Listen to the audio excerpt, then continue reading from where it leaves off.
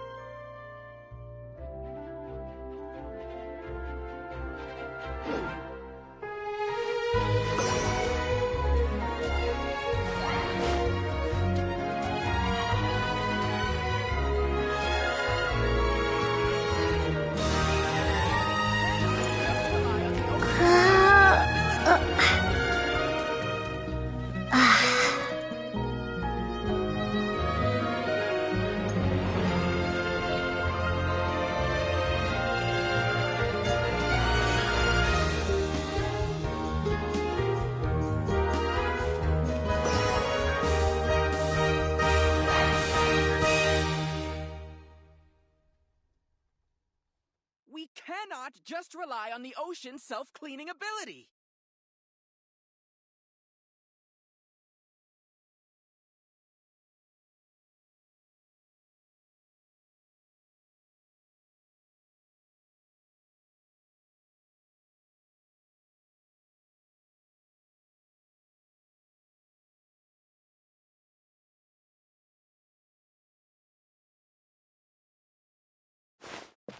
We cannot just rely on the ocean's self-cleaning ability.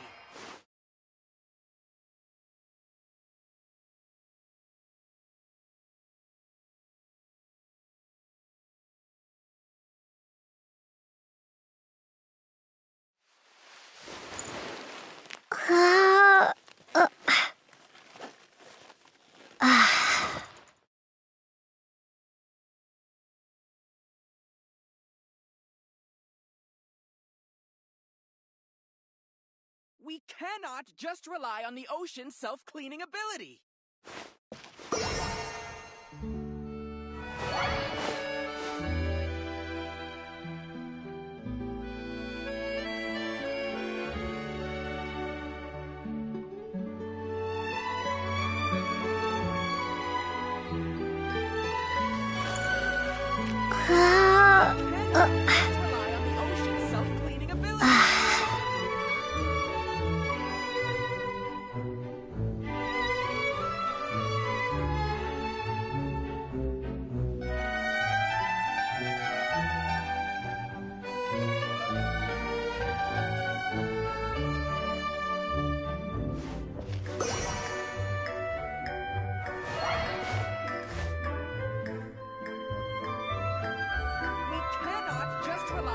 Ocean's self-cleaning ability.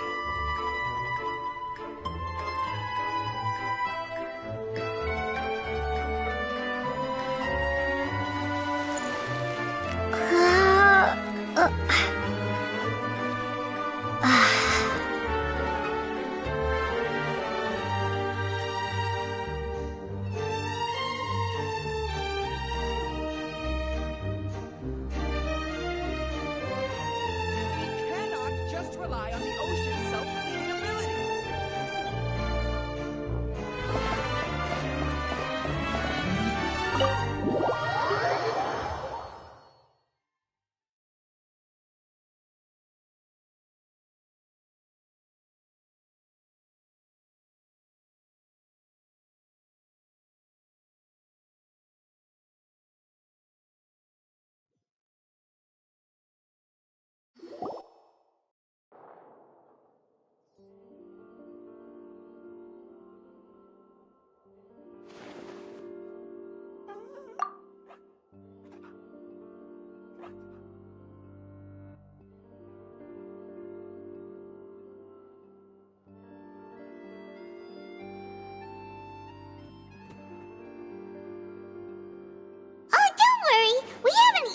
hotel like this in a while. Paimon's getting excited already!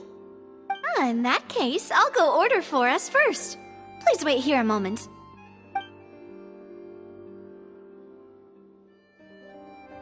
Ooh, everything looks so good! People in Fontaine sure know how to enjoy life! Why, of course. Go ahead, try whatever you like. If the food's good, I'll make a group reservation for the rest of Spina di Rosula next time. And if it's not? Well, then I'll still bring everyone. Albeit with only one dish per table. You, sure have your own way of doing things. Oh, we called this a farewell meal, but we could also treat it like a victory feast, right? We did just win that case after all. Oh, true. Very true. In that case, boss, we'll have another 2 dishes. Huh? Paimon didn't mean that you had to order even more food.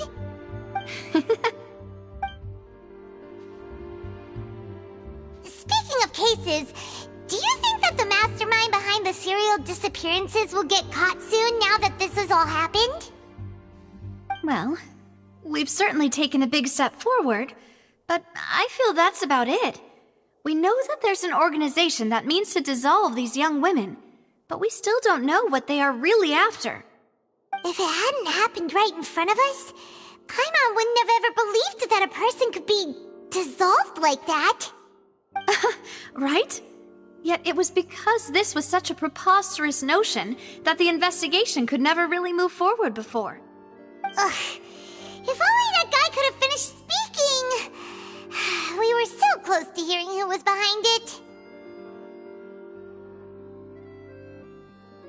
In such investigations, even the smallest step can seem like a yawning chasm if the trail of clues is cut off. To be honest, I don't have high hopes for any follow-up that the authorities might conduct. It's not that I don't have faith in their ability, it's just that a different perspective is required in some matters.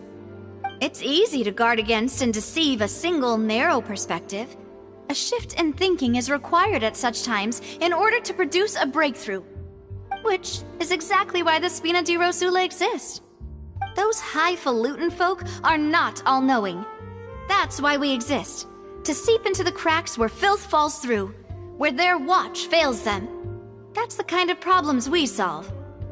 Seems Paimon thought things were simpler than they actually are. It's all right.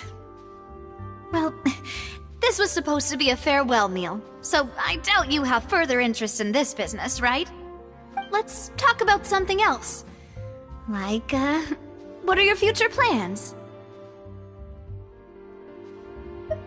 That's true. We didn't have a chance to speak to her after the trial ended. It didn't really seem like the right time or place to do it anyway. I see. So, your primary objective, which has been foiled so far, was to have a chat with the Hydro Archon. I've heard that there's a long line of people waiting to meet Lady Farina. I suspect you'll be waiting for quite a while, considering that you missed your chance today. Yeah, we've heard that she's super popular here in Fontaine, and that it'll be tough getting any of her time. Well, would you consider some more, unique ways? Perhaps even methods of, let's say, questionable legality? Guess that's Spina di Rosula's boss for you. Chock full of sketchy ideas. Well, what did you have in mind? Well, one way would be to infiltrate a performance troupe at the Opera House, only to abandon your act at the play's climax and ask to speak to her after the performance. I'm sure Lady Farina would be eager to see the ending, and would agree in order to finish watching the play, don't you think? Could you suggest something a little more practical? This plan seems pretty hard to pull off. We'd have to go learn how to act, and acting's really hard. All right, here's another. Find a way to conceal yourselves under her bed. Then wake her up in the dead of night and demand answers. Don't let her go back to sleep until she answers all your questions. I can personally testify that this one works. When I'm sleepy, I'll do anything as long as I can finally get some sleep. That might work, but that's not really the problem. The problem is we don't want to get ourselves arrested. Ah, valid point. I overlooked that part. I was just thinking about leveraging a person's desire for sleep. All right, no more joking around. Perhaps you could... Oh, I don't know. Cut the line when she's on a break. You did defeat her in court, clearing citizens of hers from false accusations. False accusations she had nearly upheld personally. I imagine that she feels quite ashamed about the whole thing. You mean that if we catch her while she's on a break, she might be too embarrassed to refuse? Oh, that does make some sense. Why don't we give it a try after this meal? You know, strike while the iron is hot and all. Huh? Paimon, did you drink my Fanta? Was this your drink?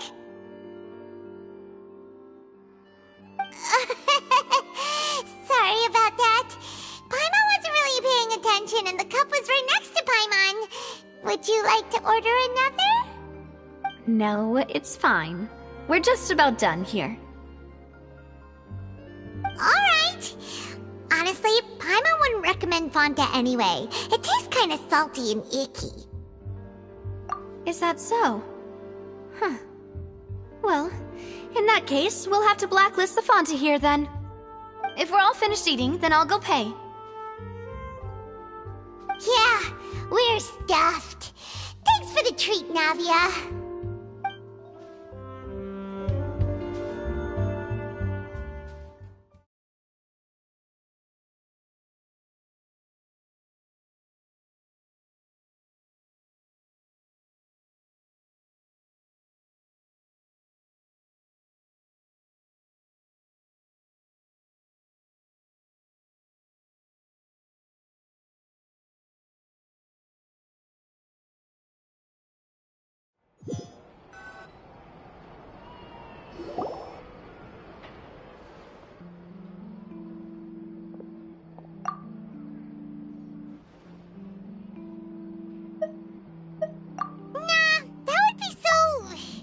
Normal. You know, like you. Okay. As for expenses this month, we're left with... Hey, Navia! What are you doing over there? Oh, nothing. It was just a meal, you know? Nothing the Spina di Rosula can't cover. Let's get ready to try to meet the Hydro Archon again. Bye, Navia! So this is goodbye, huh? Well, if you do encounter any other trouble in Fontaine, you're always welcome to contact the Spina di Rosula. I'll give your request the highest priority. In any case, I wish you smooth sailing. I'll see you again, partner. See ya!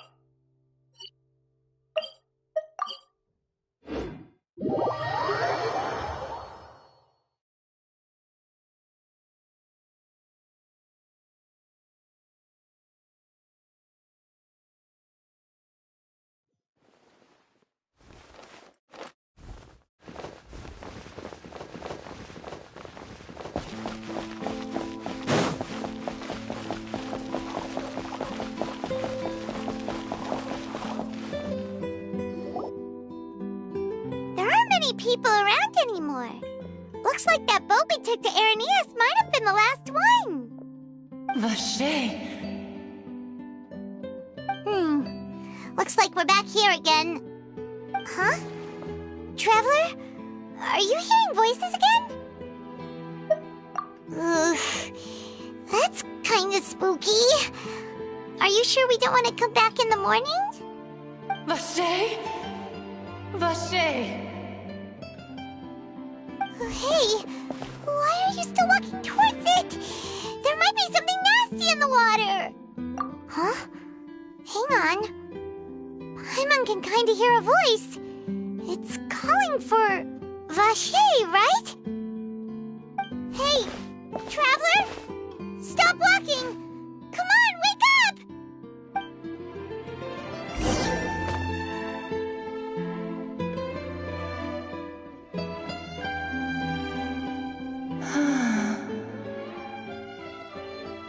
Vache! Are you... my dear Vache? No, wait. You seem to be someone else. Do you know Vache? Do you know where my love is? Wait. Who am I? I'm very sorry. I fear I do not know. My memories feel like they have been washed away like a flood. So many fragments dissolved amidst the tide, never to be recovered. How much have I lost? How many things that I once held dear while on land have I since forgotten? Yes, that is what I was once. But now, I do not know how I came to be like this either. I also remember going to many places. No matter where I went, Vache would go with me. But now, we can no longer go back. No! Our reunion no longer has any meaning. The thought of me gives him no succor. So let it... If you meet Vache, tell him not to look for me. Tell him to move on. That is the only thing I still remember. Perhaps that is so. If only I could have comforted him. Told him that I did not suffer. Indeed, I had felt a great warmth. Is that what you call it? Dissolving. It was a state of neither fear nor frenzy. I could also liken it to being a thirsty person who drinks water for the first time. And only... I think I hear your companion. It's time for you to go, I think. Farewell, then. I am glad that you were able to sense my presence. Remember...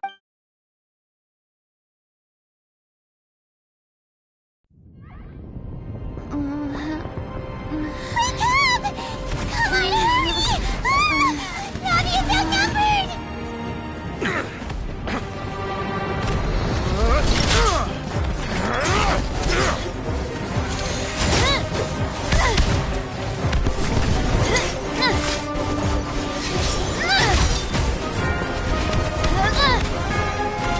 Demoiselle, look out!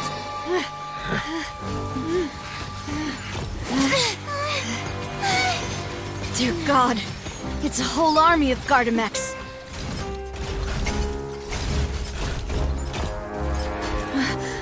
Chlorand?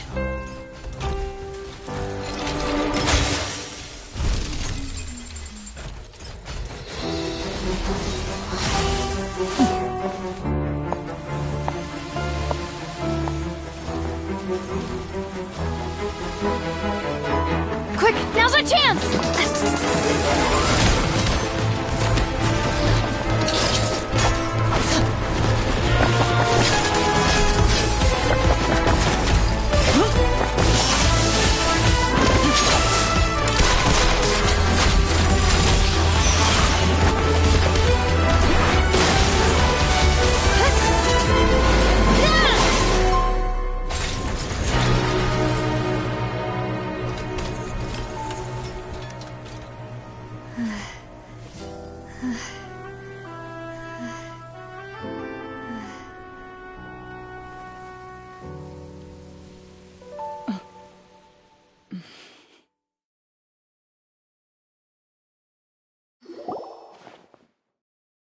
I should thank you for lending us your sword there, Chlorand. But before I do so, Could you explain how you managed to show up here? I followed you. It seemed to me that danger has followed you more closely as of late. I believe that following someone without their knowledge is actually called stalking, is it not? Mr. Callus's last wish was for me to ensure your safety, and I will not betray his trust. He would do the same, were he alive today. Do not speak of my father! Sorry, demoiselle. I was not strong enough. Thank you for your aid, Miss Clorand, but do keep an eye out for your manner of speech. I believe we all wish to avoid unnecessary emotional harm. Sorry, I did not consider your feelings. Whatever. What else do you know? How did you come to the conclusion that I'd be in grave danger? I doubt I know much more than you, but I believe that the mastermind behind the serial disappearances is very powerful. Your performance tonight will almost certainly attract their attention. I'm sure they've known about me. To be honest, I'm shocked it's taken them this long to act against me. And what about these Gardamex? I thought only those associated with the Maison Gardiennage could control them. None of these mecha have serial numbers. I was sure to check a moment ago. They are not the ones used by the authorities to enforce the law. I can only conclude that some powerful or wealthy party must have obtained them via illegal means, deploying them as a private force of sorts. What? Your point being that they're out of Spina di Rosula's league, then? Yes. Be careful, and do not act rashly. I will continue investigating no matter what. We will bring the truth to light. That's my father's true last wish. Regardless, thank you for your help today, Clorand. But if you get any ideas, tell me first. I don't much appreciate being followed. I do not think that they'll strike again anytime soon. So I shall stop following you. Good day, all.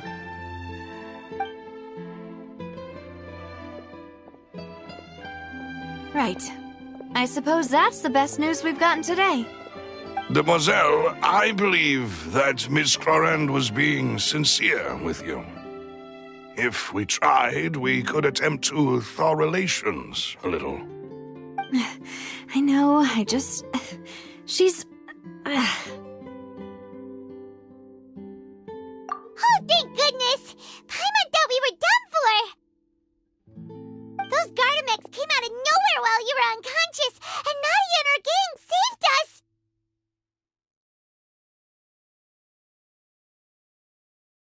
Oh, and there was that champion duelist named Clorand who came out to save us too!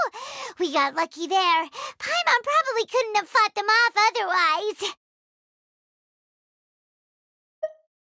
Oh, come now. Forget all that polite talk. That wasn't really a farewell meal we had back there. Not for me, anyway. In truth, I hope that every meal we have together shall be a victory feast. As such, we're still partners. There's no need to thank me. It will take 50 years for me to match Demoiselle's magnanimity. If it were me, I would have joined the Spina di Rosula on account of her goodwill long ago. All right, you two. That's enough. Actually, Navia, how did you know that we were in danger? You sure did show up in the nick of time.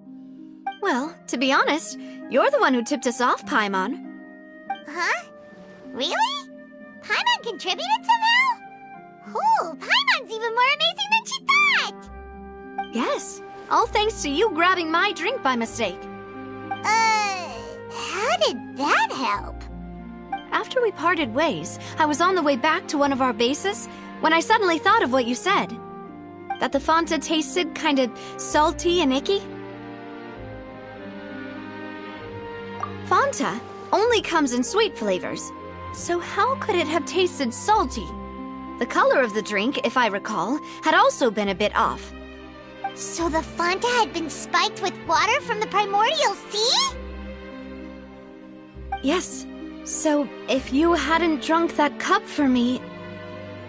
Spina di Rosula is preparing the grandest of awards for you as we speak for saving the boss. Huh? Really? I sent people to Hotel de Boer to investigate, but whoever did this left no trace at all. That's when I figured out that you might be in danger and hurried here as quickly as I could. But why would they go after us too? All we did was defend Lenny in court and help clear his name. Ugh, now we're caught up in this mess too, aren't we? Well, you did foil a plan that they were probably pretty proud of, and almost got their name in the process. Speaking of which, did anything strange happen when you drank the primordial seawater? Well, it can't be coincidence that the traveler fainted just now. She said that she heard that voice calling for Vache again. Oh, and this time Paimon heard it too, but it was real faint. Does this situation have to do with the primordial seawater then? Does that mean the primordial seawater raises someone's sensitivity to hydro when it's used on people who are not from Fontaine? That doesn't sound like too much of a bad thing, to be honest. New intel? While you were out cold? Well, let's hear it, shall we? Oh, that is important. Vache. That name doesn't ring a bell. I suppose he hasn't stepped forward as a witness in court lately. Since he saw that young woman dissolve, he was at least at the crime scene. But he never gave testimony or any information regarding people dissolving in the primordial seawater. Yes, thank you. This is very important information indeed.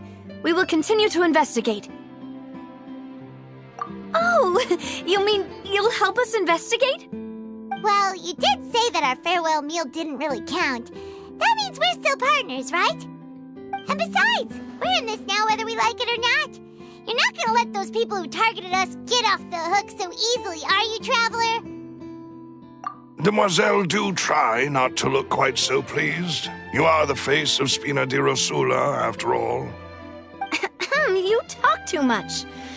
Well, in that case, let's head back to one of our bases, shall we? I'll arrange accommodations for you. We also have some plans to go over, and hopefully we can deepen our bonds as partners. But we'll take that one step at a time, I guess. Don't worry, you two. With us around, our base is definitely secure.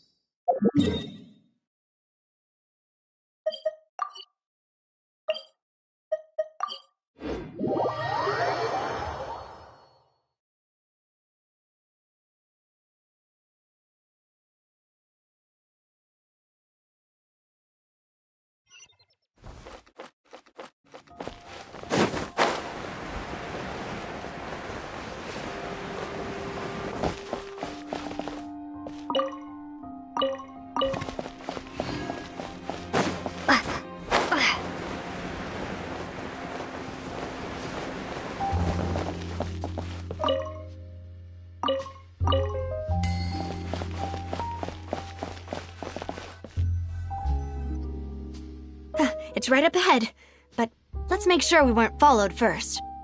I've been keeping watch, Demoiselle. I haven't spotted anyone suspicious thus far. Very good. But let's not let our guard down for now. I shall find rooms for our respected guests. Thank you, Malus. Now, let's continue, Traveler.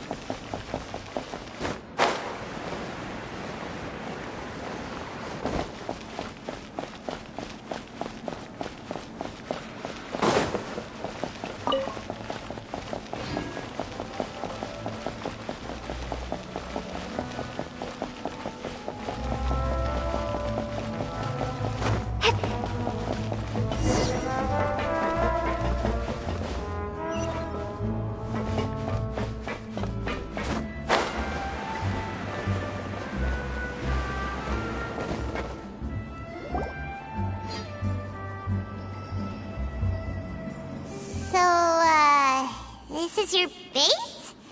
It's not quite what Paimon imagined. Your accommodations have been arranged. Under the present circumstances, I can confidently say it's the best we have.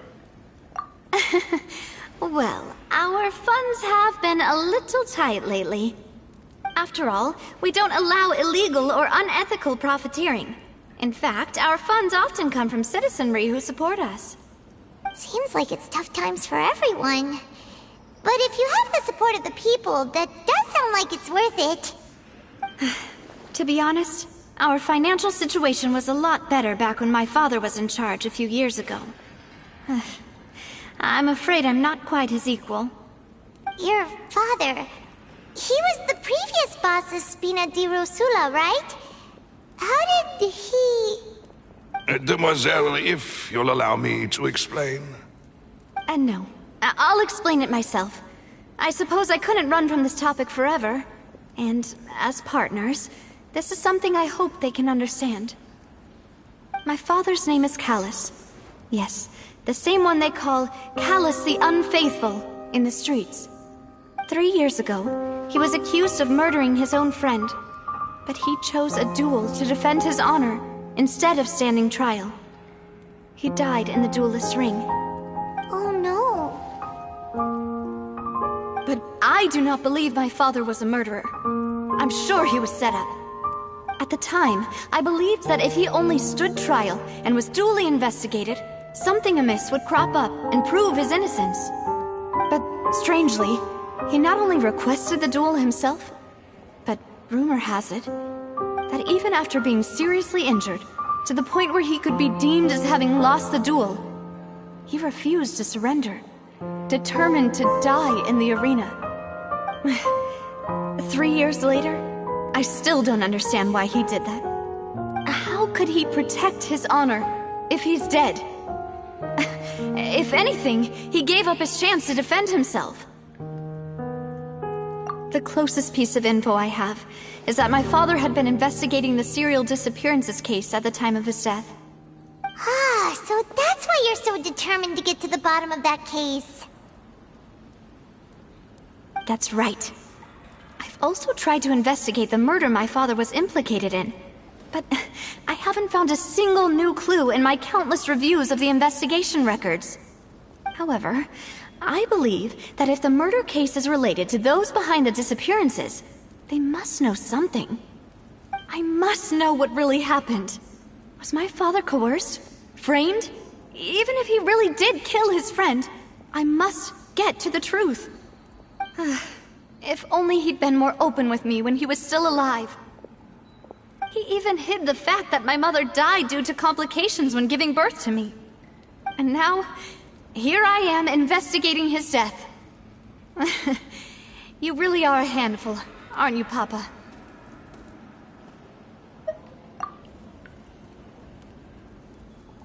Demoiselle, please, if there is anything I can do, anything at all.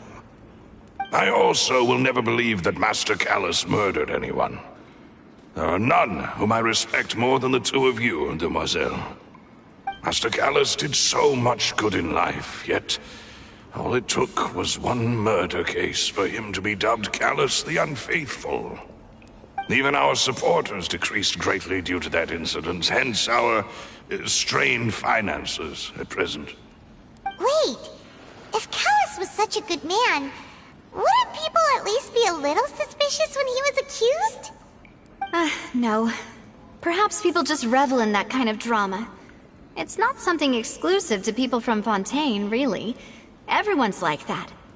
People love watching the evil turn over a new leaf, but they also enjoy watching good people fall into an abyss from one slip-up just as much.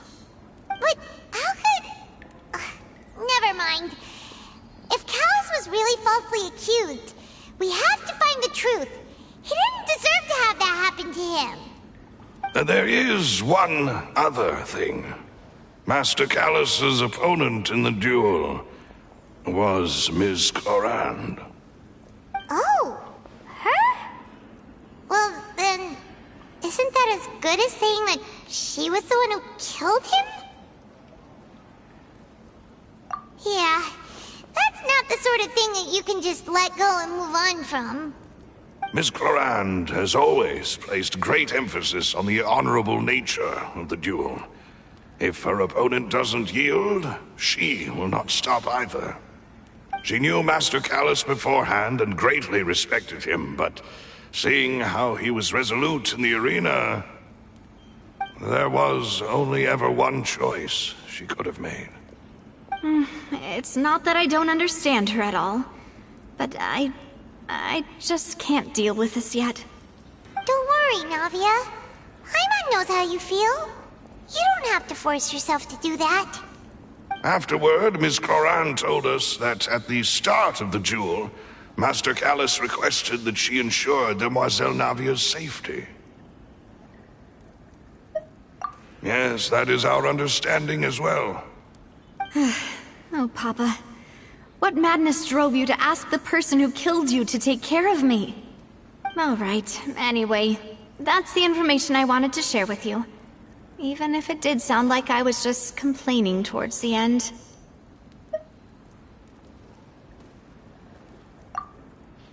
Thanks. You two should go and rest. This was quite a day after all. Yeah. Paimon's beat. Please, relax and get some sleep. We will ensure you rest soundly.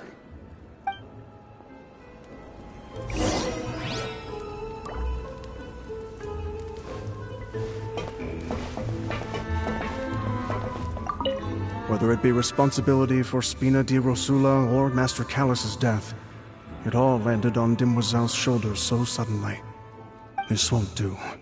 I must become stronger.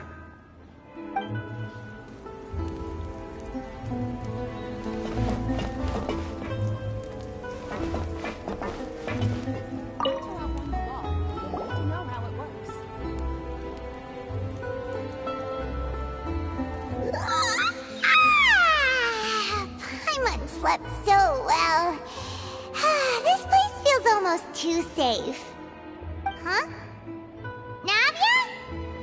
Where did the other two go? I sent them back to Poisson. It's Spina de Rosula's place of origin, and where we have our headquarters. There's not much for them to do here at the moment. Paimon gets the feeling that you're just trying to get them off your back. But never mind that. When did you get back? Were you waiting here the whole time? No, I just returned after going out for a while. I did some investigating yesterday regarding the name Vache. Wait, so you didn't sleep at all? How could I after having such critical new evidence appear? Guess Paimon wasn't speaking for everyone just now, huh? Unfortunately, this name seems to have been wiped from existence. It doesn't seem to have a match anywhere. I suspect that those behind this have already taken steps to hinder an investigation from this angle. But that does prove that this Vache person is a key witness in the incident. Does that mean we're too late, though? No. There is one ray of hope. One place in Fontaine that they would find almost impossible to threaten, no matter how much they wanted to. And that is the archives kept by Chief Justice Neuvillette. A place where detailed files on all the cases in recent years are kept. If the Oceanette you met is one of the young women who went missing recently, we should be able to find some related information there. So Neuvillette maintains an archive of case files? Whew. Guess that's the hard-working Chief Justice for you. In that case, let's go talk to him, shall we? Aren't you coming along, Navia? Did you get tired? No, it's nothing. Let's go see the Honorable Chief Justice.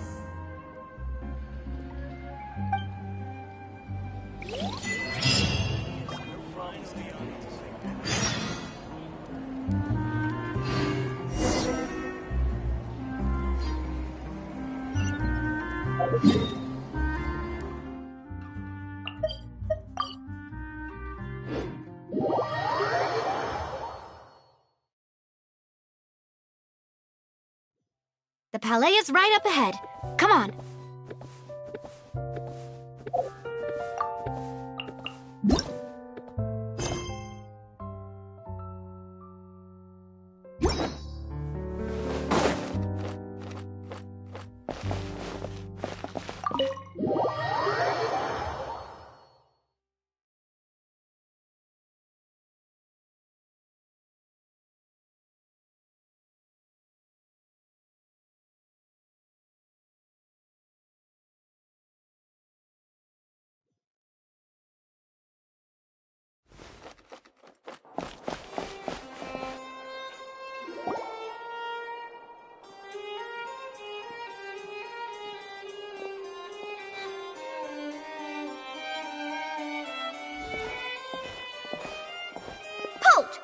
Please state your business here. The Chief Justice is presently occupied with official matters.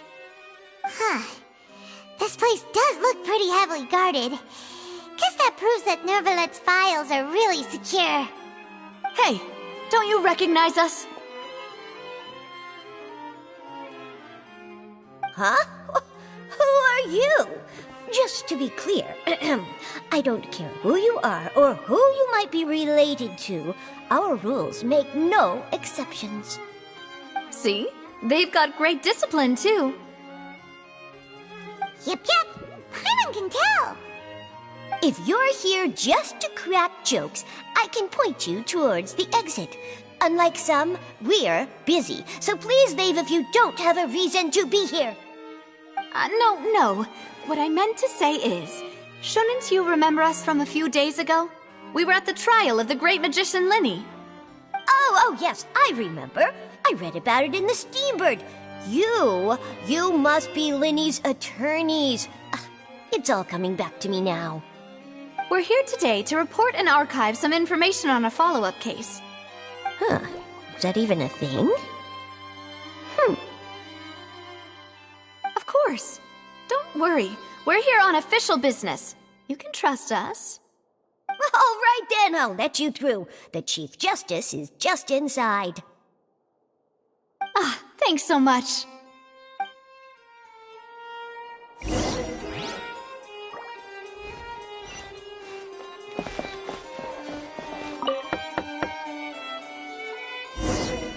Please come in.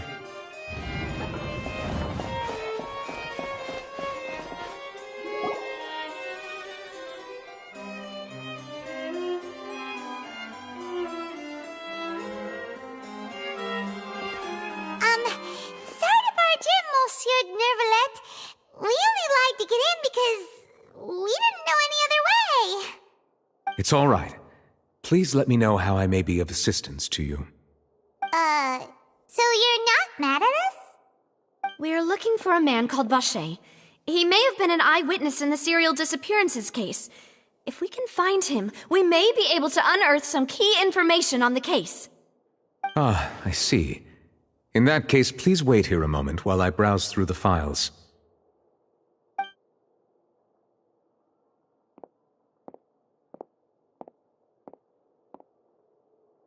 Who knew that Nervalet would be so easy to talk to?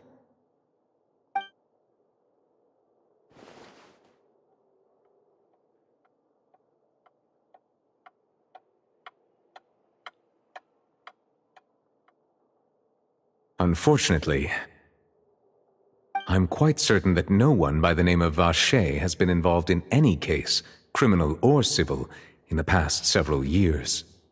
There are no records of him either in the files or in my memory. Traveler, what if it was really just a dream? Is that so? All right then. Thank you so much, Monsieur Neuvillette. We'll take our leave now.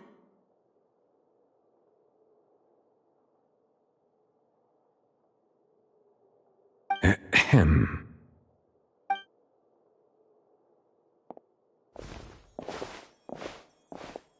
Miss Navia, I can understand how you feel. Your father, Callus, was a truly exceptional man. We deeply regret his passing.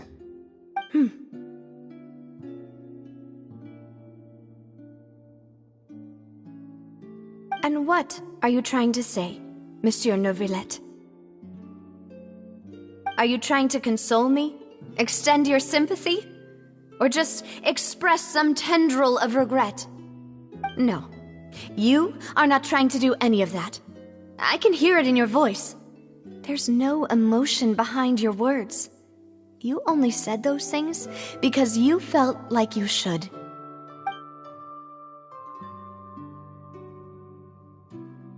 It's just like last time. After my father took his place in the duelist ring, I pushed through the guards to talk to you as a last resort. You even told me then that you thought there was something fishy with the case, yet you still allowed the duel to go ahead. In your eyes, the value of a human life is nothing compared to those cold laws you hold so dear. If you truly regret my father's death, Then why didn't you call a stop to the duel? Why didn't you give me the power to stop him from throwing his life away? Why did you just let him die, despised and hated by all?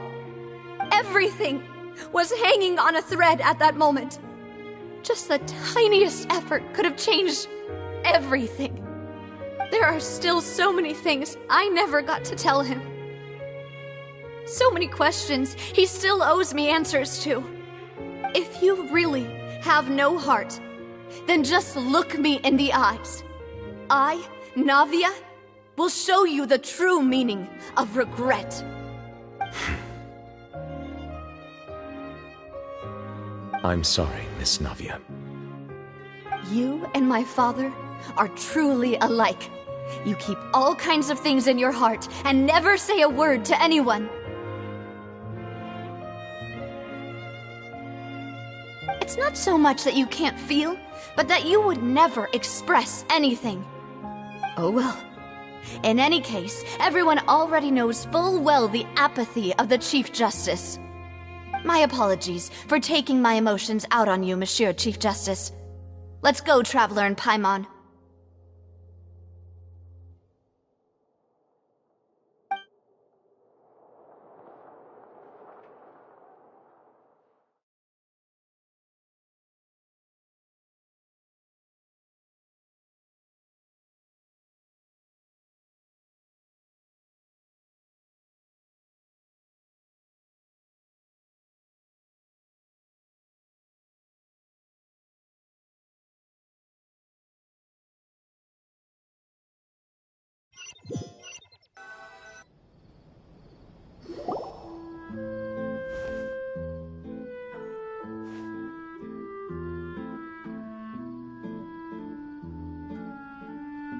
Navia, are you okay? I'm fine. Rain. It's raining. You're right. Wasn't it still sunny when we went into the building? And there shouldn't be any active trials today. How strange. Now that I think of it, on the day my father was convicted of murder, it was also raining.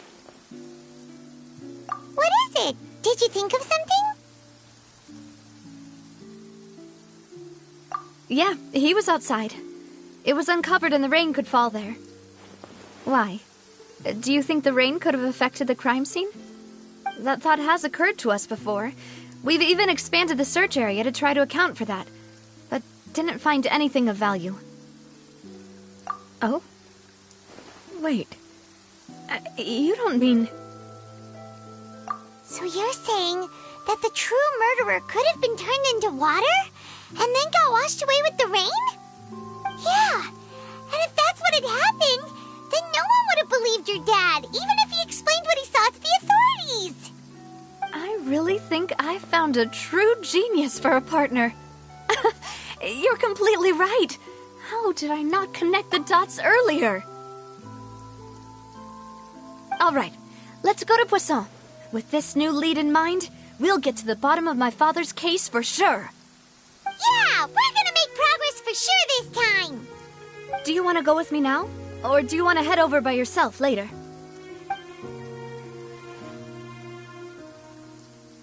Great. Let's go then.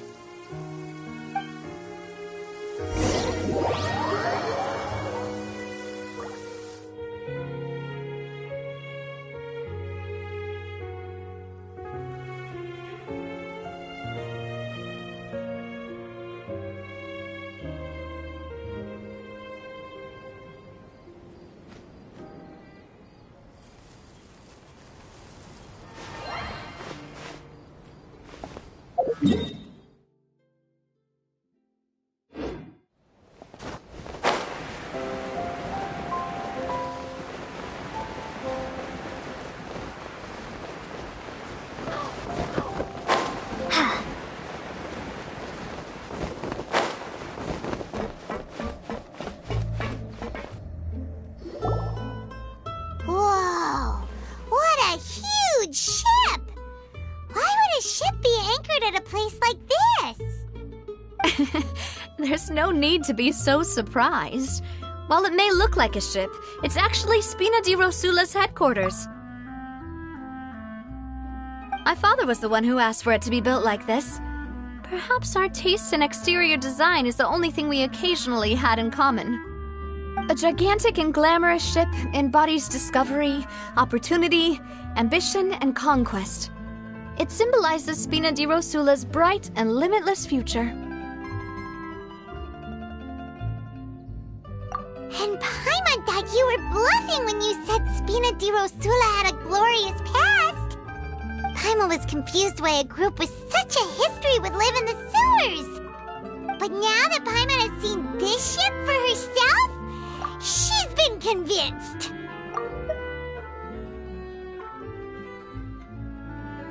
Well, Poisson is where Spina di Rosula began, after all. It's our main base, our home.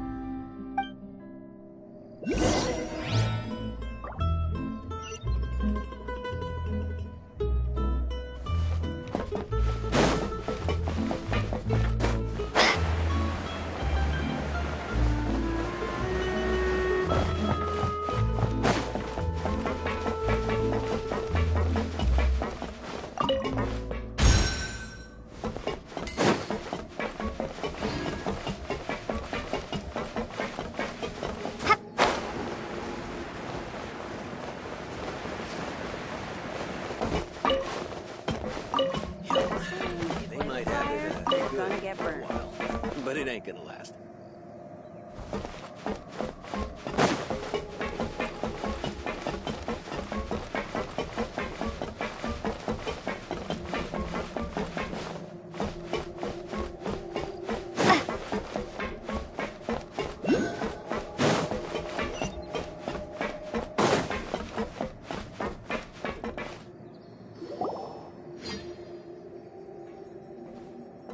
Melus, we're back! Apologies for the wait, demoiselle, and our most important partners. You said before that you still had some business at the court. What brings you back to Poisson so quickly? About that. It's because my partner here reminded me of something really important. You see, what if my father's case had something to do with water from the primordial sea? You still remember, right, Melus? On that night, it was raining? Yes, the case was quite similar to that of Mr. Linney's. Both were what you'd call impossible murders. Could you tell us a bit more about what happened before? Yeah, of course. Many years ago, something called synth began to gain popularity in Poisson. At a glance, it was a kind of drink that could excite your mood and produce many pleasant hallucinations. Wait! Didn't that guard guy who turned into water also mention that the primordial water could be used to produce some kind of potion? Yes, he did. Considering what we know now, it's almost certain that synth is created using water from the primordial sea. If you drink synth for an extended amount of time, you'll suffer many side effects, such as losing the ability to focus or control your emotions. And if you were to stop drinking it completely, you'll experience flashes of paranoia and anxiety while lacking energy to do anything. It's an extremely dangerous substance. As he oversaw Poisson, my father was compelled to put a stop to synth abuse and called for a complete ban of it. Boss's uncompromising attitude incurred the synth vendor's wrath, but no matter how much they threatened or bribed him, he refused to yield. Not only that, Boss became determined to find the mastermind behind the synth operation and put an end to the problem once and for all. Yes, but the enemy was very cunning.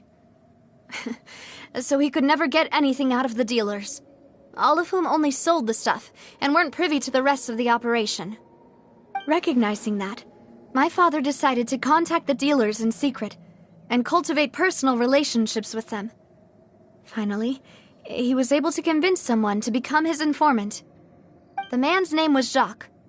He felt greatly ashamed about his work after seeing many families destroyed by synth abuse. That night, my father hosted a banquet at his countryside estate. He planned to meet up and exchange information with Jacques over some food. But then, we heard 2 gunshots from the courtyard.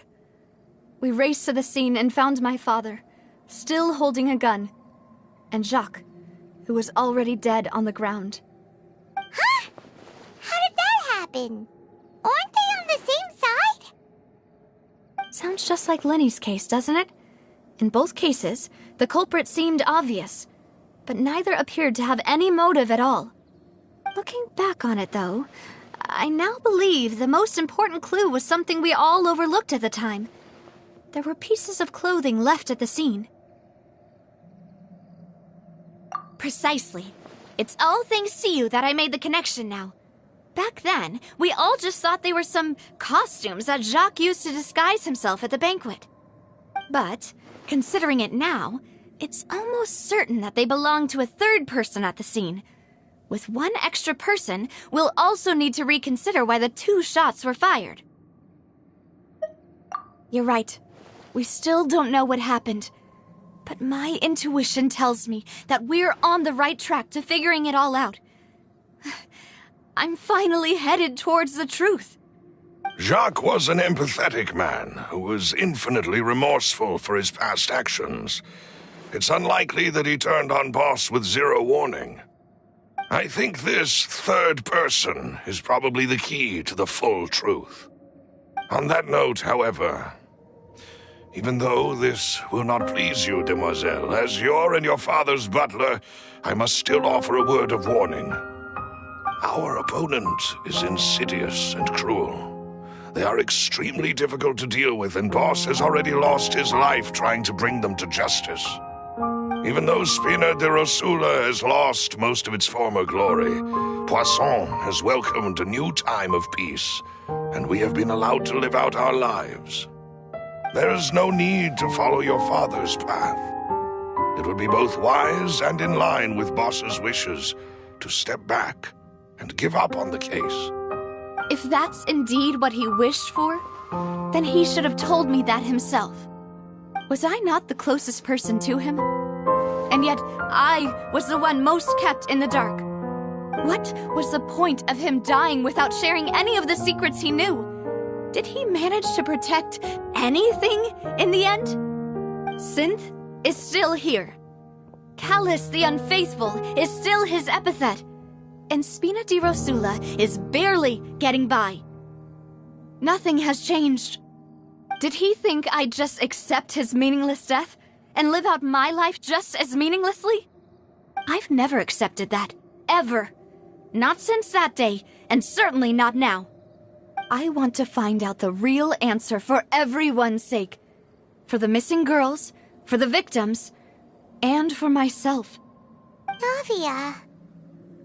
This is indeed the best moment to act. Your partner appears to be quite reliable, and more importantly, demoiselle, I think you're also ready to take this on. So you do know something else, Malouse? Yes, I do. In fact, even before that banquet, Boss already knew of the connection between Synth and the serial disappearances case. But what drove all the tensions to the boiling point was the revelation that you, demoiselle, had been selected as the next target to disappear. What? Boss also didn't tell you that he had been diagnosed with a rare illness. The doctors told him that he had no more than 5 years left to live. And the serial disappearances case caused him great anxiety. 5 years was nowhere near enough time to resolve this long-standing conflict, but once he passed away, all the danger would pass on to you. Knowing all of this, he decided to use one final intimidation tactic before his death. He claimed to have already gotten his hands on some key incriminating evidence for the other side, and even told some members of Spina di Rosula about the details. But as long as you remained safe, he would not share the evidence with the public. If something were to happen to you, then he and all those he told would immediately expose all they knew about Synth and the disappeared victims. Right, so nobody would be able to get off scot-free. As we've seen, Boss's tactic has worked. Even though Boss has been gone for a long time, the other side has not tried to take Demoiselle's life. No, I don't believe it. He never appeared to look sick to me. No father wants their daughter to see them weak and haggard, especially someone as proud as Boss. To him, dying in a duel and suffering lasting dishonor as the unfaithful was still far preferable than losing face in front of his daughter. So he chose to die in silence, so that he could protect me. I'm afraid you're not understanding this correctly, Demoiselle. What Boss wanted to hand to you was not a parasol, but a sword.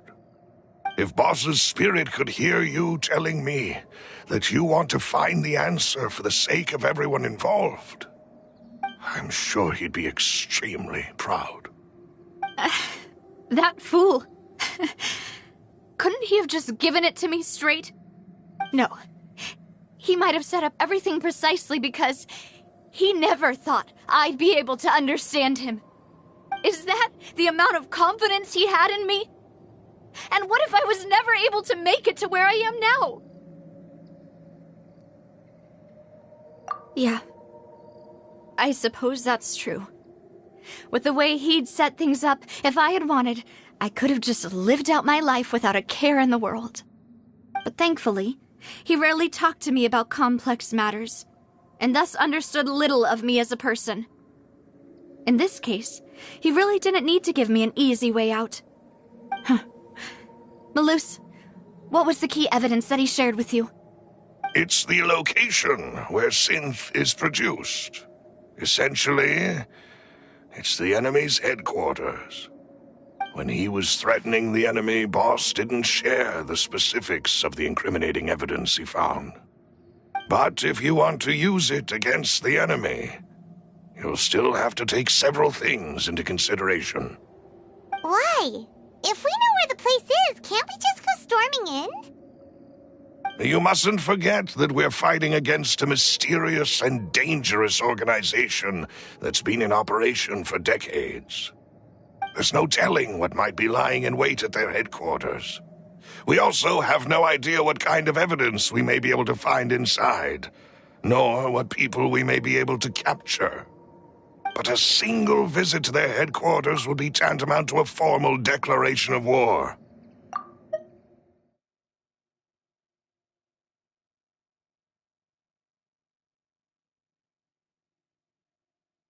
The worst case would be that we leave empty-handed, but also open ourselves up to full retaliation. Then, in that case, why not work with the Fontaine authorities? Well, you saw one of them dissolve during Mr. Linney's case. We have no idea just how thoroughly they may have been infiltrated. Huh. That's true. Seems my father really had no choice. But things are different now. It should be a lot easier to prove the other side's guilt, now that we've connected Synth with the disappearances case. You sound like you've put a lot of thought into this, Malus. I am the butler, after all. I live but to serve the boss and Demoiselle's will. I've always been willing to take on any kind of risk for your sake. But considering my relative lack of ability, I've spent my time keeping secrets, performing basic investigations, and waiting for the right time to come. Thank you for all of that, Malus. Have you discovered anything new in the past few years? Let me think. One conclusion I came to was that the enemy must be quite familiar with Spina di Rosula, or at least have an informant planted here. When I announced orders to the organization's members on Demoiselle's behalf, I used to deliberately keep a few people in the dark and observe the reactions of the synth vendors. If the vendors didn't change their plans, then the individuals informed of our orders must be innocent. If the vendors packed up and fled, however, then someone must have given them the news. After several rounds of testing and investigative tracing, I've narrowed the suspect list down to 3 people. The first is Florent, Spina di Rosula's senior advisor. Huh? Florent? Yes, surprising, isn't it? He was one of the people Boss trusted the most, which also means that he was someone who understood Boss really well. Thanks to his position within Boss's innermost circle, he always knew our upcoming plans and could thus avoid capture this whole time. There's someone else like him too. Marcel, the head of Confrérie of Cabrières. Uncle Marcel. It's a guild in Poisson. Boss helped it to grow to its current size and prominence. In the beginning, they were only reselling some daily goods, but now they're one of the richest guilds around, with a lot of business connections in the city. So, they're like a sister organization of Spina di Rosula? Yes, you can say that. When we were fighting against the synth dealers, they provided us with plenty of support. It's a bit difficult to imagine someone using their own money to hunt down themselves. The final suspect is Thierry, the man responsible for coordinating information between Spina di Rosula and the guards. Although the guards mostly leave us to our own devices, there are still many activities we have to report to the local authorities. Since Thierry is always in the know about our current activities, he could theoretically always plan one step ahead. I see. These are all people who I communicate with quite regularly. To think that the enemy we've been fighting against has been right next to me all along, among those I trust the most. It's almost too hard to believe. If you want to investigate them, please take every precaution to not alert the quarry. Judging from our experience, the enemy is extremely cautious. Of course. And thank you, Malus. You've provided us with a lot of great information. You're too kind, my lady. I'm just doing my duty. And before I forget, proving Boss's innocence would also mean clearing him of blame in Jacques' death. After that incident, Jacques' wife and daughter were taken into the Spina's care. They still live in Poisson today. If it might help, you could also pay them a visit. I can make the necessary arrangements. Oh, thank you so much, Malus. You really are the best. A new case awaits, my dear partner. I hope we can work together to uncover the truth and end this case once and for all.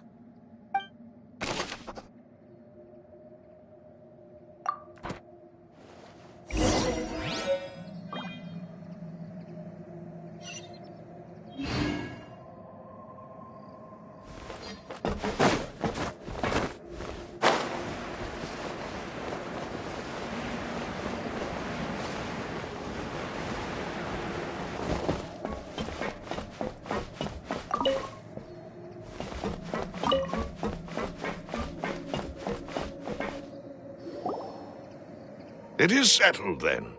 Please excuse me, and enjoy your conversation at your leisure. Thank you for arranging everything for us, Malus. Excuse me, miss. Do you need anything from us? Oh, Hey, Navia's all quiet. This isn't like her at all. I'm sorry that I only came to visit after all this time. After what happened, I didn't know how I was supposed to face the two of you. If it's about that, there's no need to apologize. After my husband died, Spina di Rosula sent us a lot of mora and support.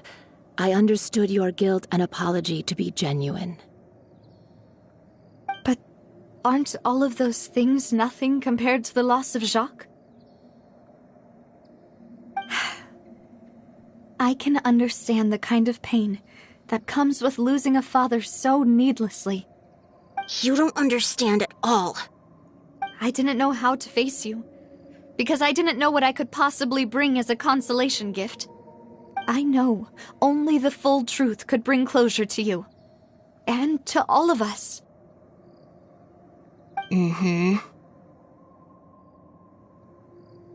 I'm sorry. I appreciate the sentiment, but you don't have to carry all that guilt. On the matter regarding my husband, my daughter and I have more or less found our answer already. Would you mind sharing it with me? I really can't believe that my father could ever bring himself to shoot Jacques. I always knew that my husband's money was earned through others' suffering. He told me countless times that if he could turn back the clock, he would never go into the synth business again. He had many regrets, and felt that he took the idea of providing for his family too literally. For the longest time, he thought Mora was everything. So when Mr. Callis came to him with a proposal, he accepted it almost immediately. He tried to be as careful as he could, but even so, he was still found out by the higher-ups. They found out about his betrayal? Papa didn't say that exactly, but Papa did tell me that I should never be ungrateful. Before he left that day, he told me that he had no choice. It was only later that I realized it was his final farewell to the two of us.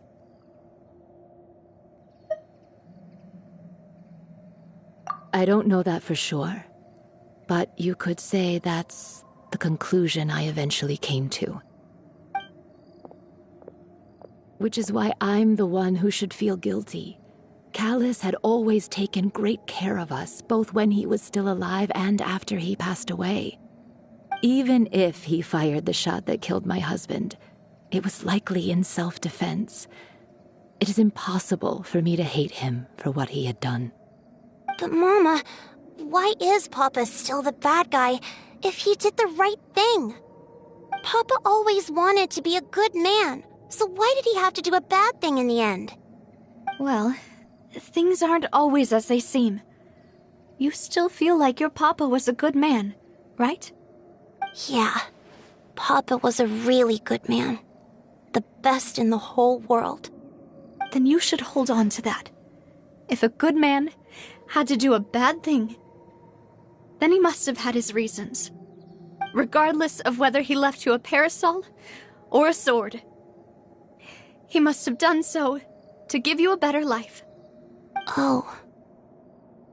Thank you for everything you've told me. I will definitely find the truth. The current state of things is not something I'm willing to just sit back and accept. Thank you. I'm very grateful to hear this from you. Even though your personality is quite different from your father's, your determination when you speak is really similar. You really think so? That's the first time anyone said that to me.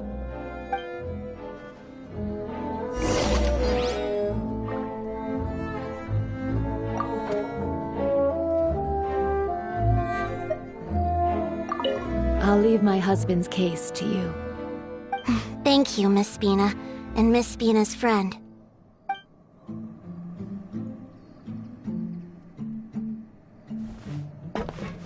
Are you okay, Navia? I'm fine. Don't worry. Let's investigate the 3 suspects next. Florent should be nearby, and we should be able to find Thierry and Uncle Marcel in the city. I'll get myself together on the way, so please don't worry.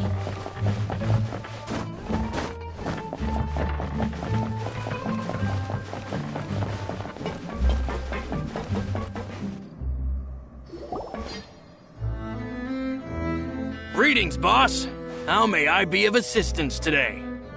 I'm sure you've heard about what happened at the Opera House. Someone got turned into water right in front of us. Yeah, I've heard. With something that dramatic, I'm sure journalists will milk it for all it's worth. And it'll be all the talk for the next several weeks.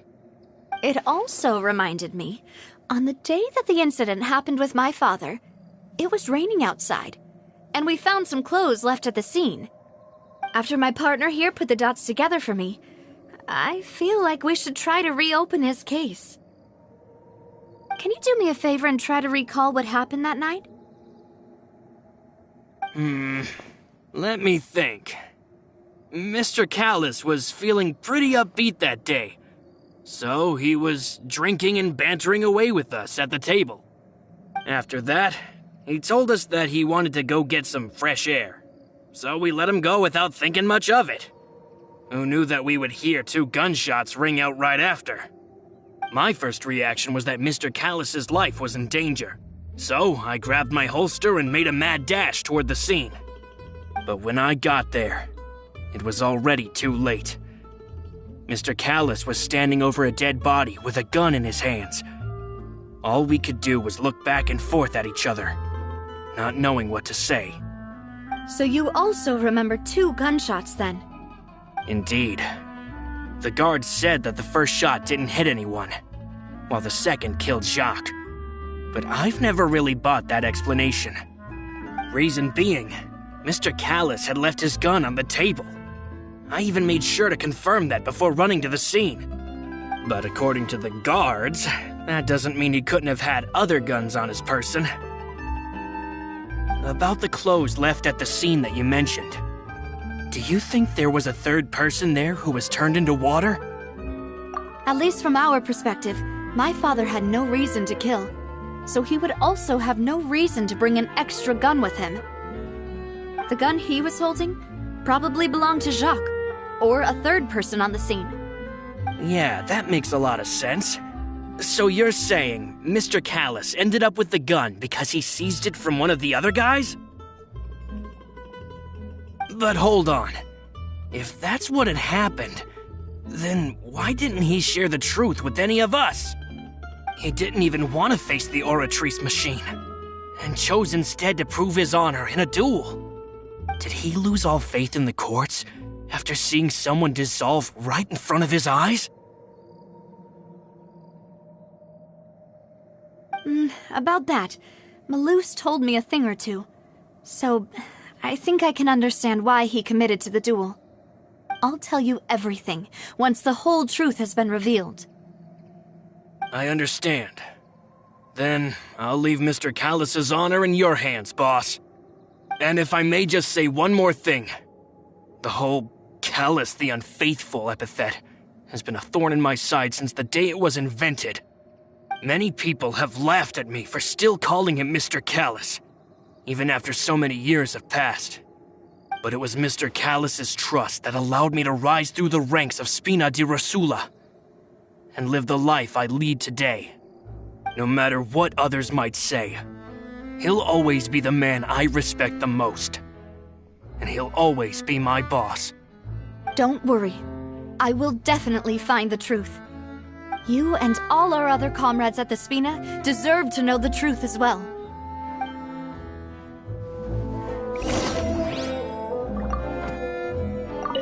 My apologies, boss, for that last sentimental bit. It's just, many years have passed while I've held my tongue. It's not often that I get to share my true feelings with others.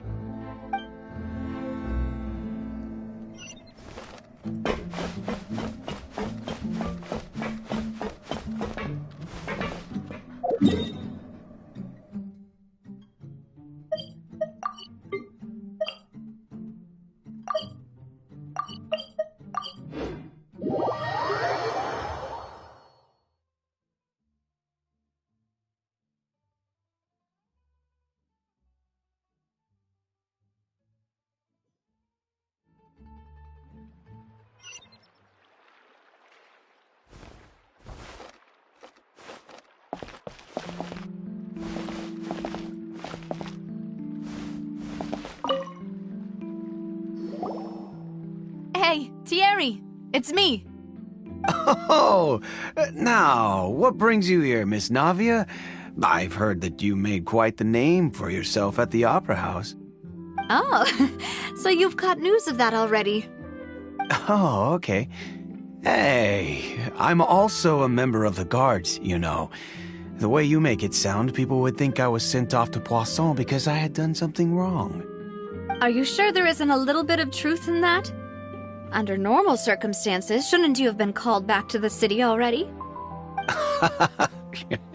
I mean, where I work is really up to me. Let's just say I enjoy the ambiance of Poisson. Callus did a fantastic job running the town, building Spina di Rosula from the ground up and clearing many obstructions in my way. It would be next to impossible for me to find a similarly easy but high-paying job in the city. Anyway, enough chit-chat. Are these two friends of yours? You, here for some formal business? Yes. These two are my partners. What happened at the Opera House made us realize that Linny's case and my father's may be related. We're trying to reinvestigate the details of my father's old case. Ah, I get it. You think there might be more to the case now that we know people can be dissolved into water, right? I was also flabbergasted when I first heard of it. If you want to go through the original files from your father's case, I can help you look for them. That'd be much appreciated. Thank you. Actually, I have another question. Do you have the authority to dispatch Gardamex? Of course. Without them, I couldn't possibly handle Poisson on my own. Why do you ask? We definitely can't use them to forcefully get more evidence for your father's case. Well, you see, just recently, we were attacked by a horde of unnumbered Gardamex in the city. So, if you hypothetically wanted to do something against me, all you would need to do is get rid of the mecha serial numbers and send them after me. Then you think too highly of my abilities. Dispatching mecha is very different from controlling them. If I had to make an analogy, when you order a dish, the chef will make it for you. You can ask the chef to cook, but not to massage your shoulders or carry your baggage. If you try to make unreasonable demands, the chef would just think you're out of your mind and ignore you completely. The same goes for me and my Gardamex. Removing a serial number is also not as easy as you might think. There are a lot of complex steps to it, and it's almost impossible to keep it a secret. So I can promise you, those mecha were definitely private units. They're certainly not cheap. So, whoever their owner is must be super rich, powerful, or both. Now that you mention it, though, being in the synth business would definitely be profitable enough to afford this. Oh, then you're officially in the clear, Thierry. Oh, well, thank you for the vote of confidence, Navia. Jokes aside, I'd like to wish you all the best with your investigation. I'll be staying in the city for a little while, so just come find me if you need any support from the guards.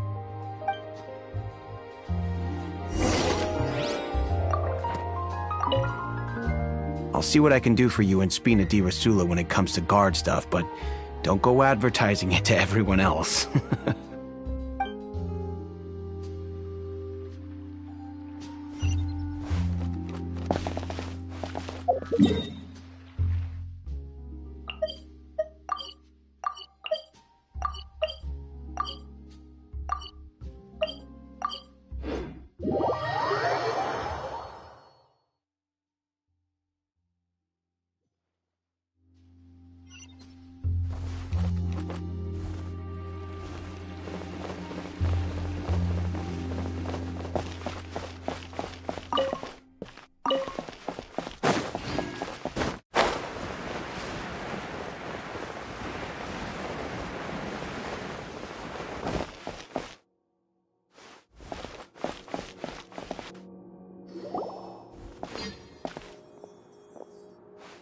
Hello. How may I help you?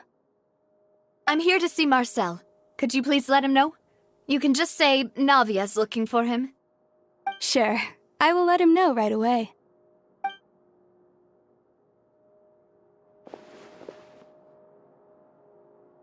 Navia, hello. Sorry to keep you waiting. I'm not as young as I used to be, so my legs are giving out a bit. Oh, it's all right, Uncle Marcel. There's no need to stress. I just wanted to talk to you briefly about what happened in the Opera House. I'm sure you saw everything too, right? Yes, I've never seen anything so strange.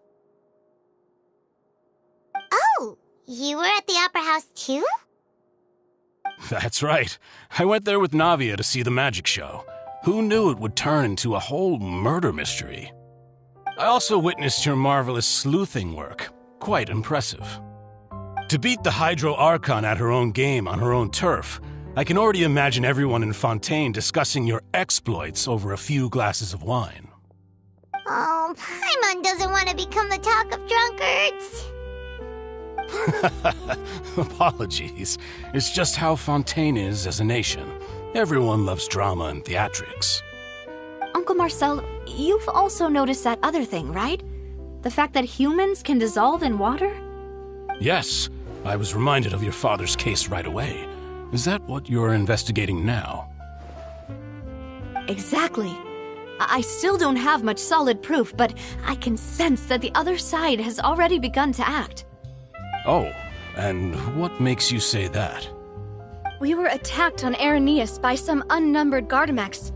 And there was also an attempt to get me to drink water from the primordial sea. If not for the vigilance of my partner, I probably wouldn't even be here talking to you right now. Oh, you're giving us too much credit. Wasn't it you who protected us? Alas, it seems things are heating up again. The peace that Callus sought so dearly will soon become a thing of the past. But rest assured, Navia, Poisson will always remain a safe haven for you. If you're scared, you can always return there. If anyone dares to lay their hands on you there, the Confrérie of Cabrières will use its funds to the last Mora to bring them to justice. Thank you, Uncle Marcel. But I don't intend to go into hiding. I'm going to strike while the iron's hot. Do you have any new thoughts on my father's case? About that. Sorry, my age is catching up with me, so it'll take me a while to recall my memory.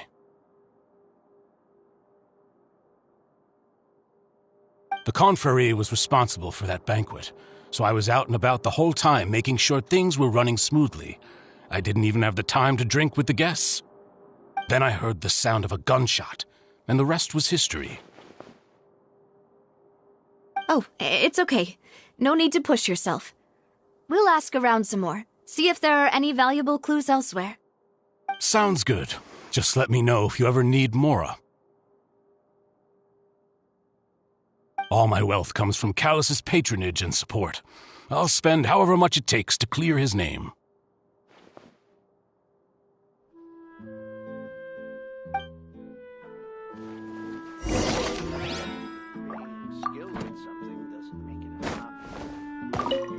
Alas, why do these kinds of things happen to the kindest people?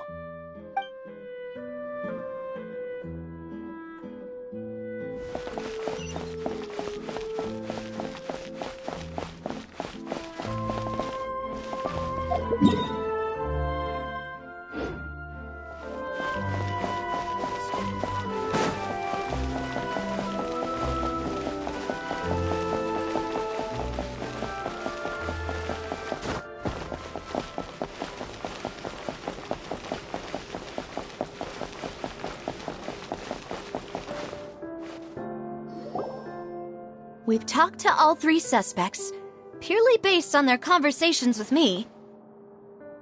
None of them sounded particularly suspicious. I suppose that's to be expected, though. If a single conversation's all that's needed to find them out, then my father wouldn't have needed to investigate the case for so many years. Anyway, even though we didn't make a breakthrough, let's still compile what we were able to find. But where should we start? Ah, you're right! Flora mentioned that Callus probably only ended up with the gun because of circumstance. That makes sense. According to Jacques' family members, he already told them that he had been discovered, and that he had no choice before he left home that day. If I had to guess, he probably received an order from the synth boss to kill my father.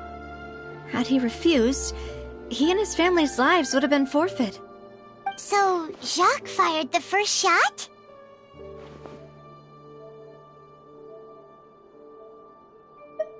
Oh? And why is that?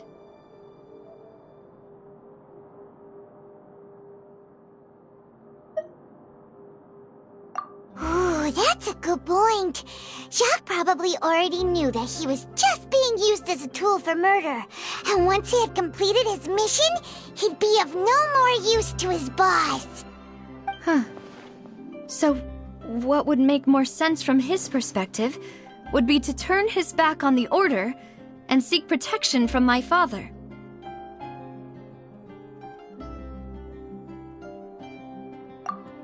Makes sense. But without evidence, that's still just a theory. Besides Jacques, the attack from the Gardamex has been bothering me quite a bit as well. It's obvious that our enemy has become more antsy after the secret of the primordial seawater was revealed. Do you think he knew, even then, that we'd follow this lead to the end? Given everything that's happened since, it's quite possible. But who among the 3 suspects would have the ability to control privately owned Gardamex?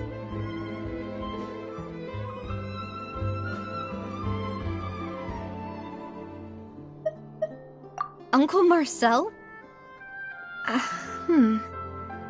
My father did really trust him. And they worked together on a large number of projects. Maybe that's how he got to know Jacques. And with funds from the Confrérie, he could also afford a large number of Gardamex. It's still really hard for me to imagine, though. After all, Uncle Marcel has been around since I was just a child. Also, wouldn't this mean he has been spending a whole lot of mora and energy to fight his own synth business?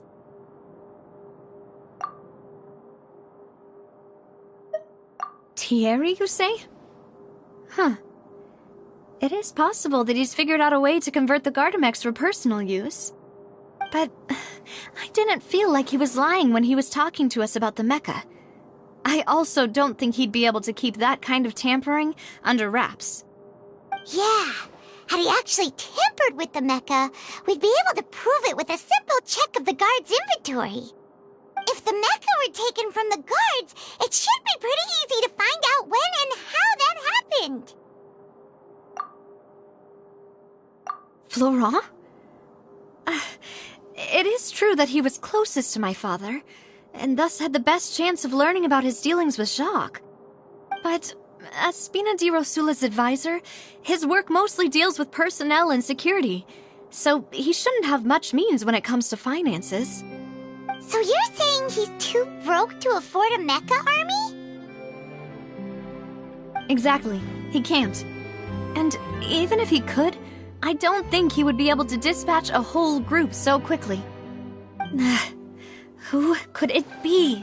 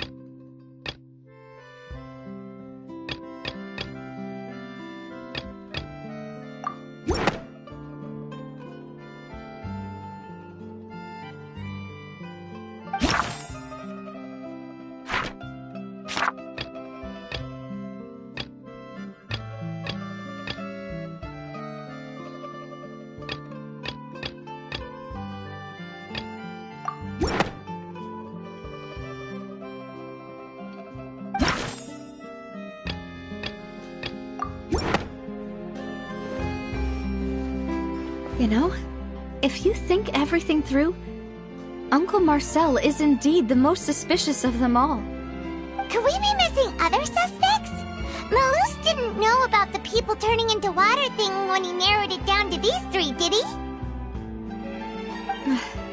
Malus has always been very reliable, and his judgment of others' trustworthiness has been fair and well considered. When he laid out his case for the 3, the rationale he gave me made a lot of sense as well.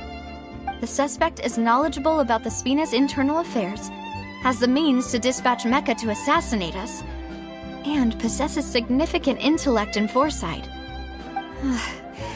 Even if I don't want to believe it, I'm starting to see how things could all tie back to Uncle Marcel.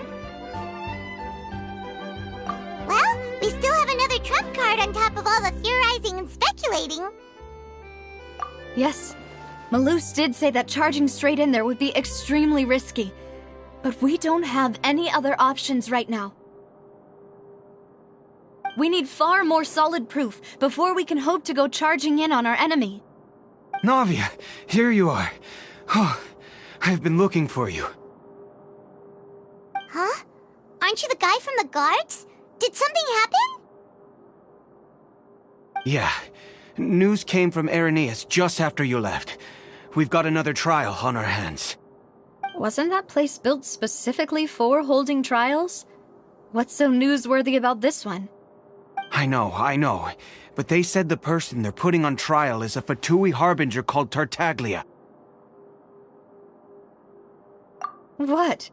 Is that someone you know? Yeah, we know him. Maybe even a little too well.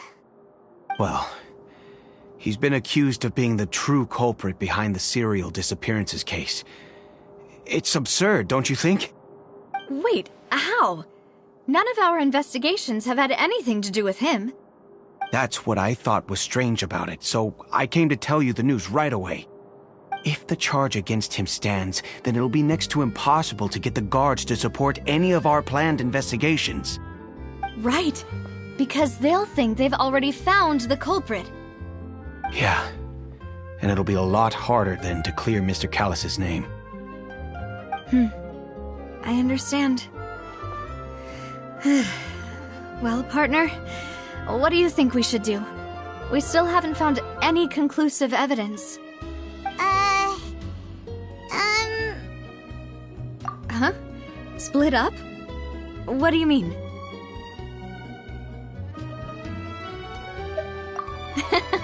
Just as expected of my partner. Since this is a trial about the serial disappearances case, the culprit's attention will be focused on Irenaeus, leaving his home base wide open. You're right. This is our best opportunity. All right then, let's do this. I'll stall them at the Opera House and charge Marcel as the true culprit. I won't have any chance of making that charge stick, though, unless we find more evidence. It'll be up to you to make it back in time and hand the decisive evidence to me. We'll help you, just like you helped us in Linny's trial. Demoiselle, please allow us to accompany you. I'm ready. Ah, Malus, Silver. When did you two get here?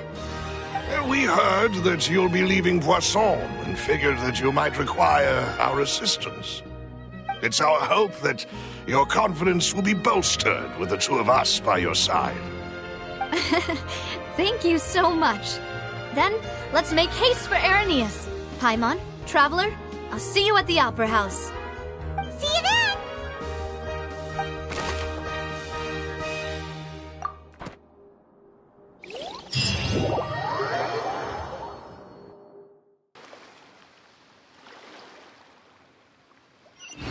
Now that Navia has set out for Irenaeus, we should also get going.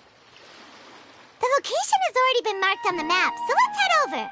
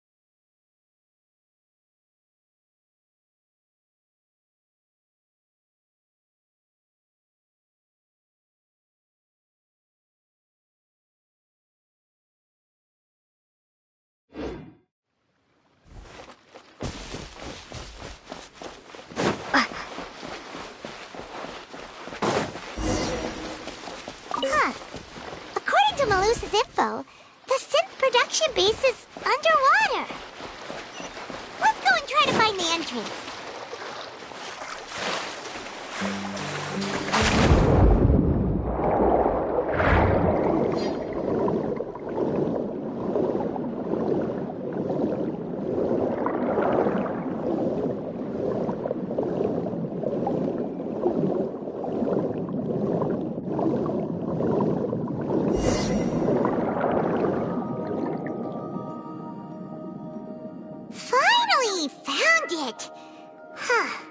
So this is the entrance that leads to the synth production base.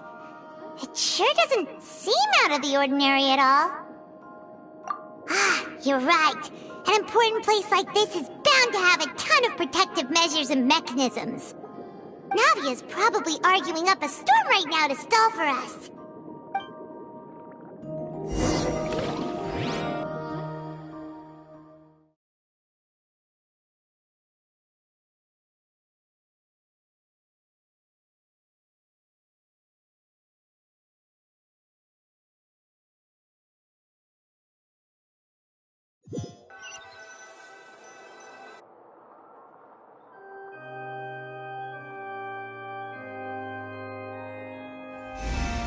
It would appear that I must repeat my question again, Mr. Tartaglia. Do you accept the charge that you are the true culprit behind the serial disappearances case? To be perfectly honest, I don't understand your country's complicated court system, or the reason why I'm being charged with something I've never even heard of. However, I did hear that people who have been charged can choose to participate in a duel to clear their name. Is that right?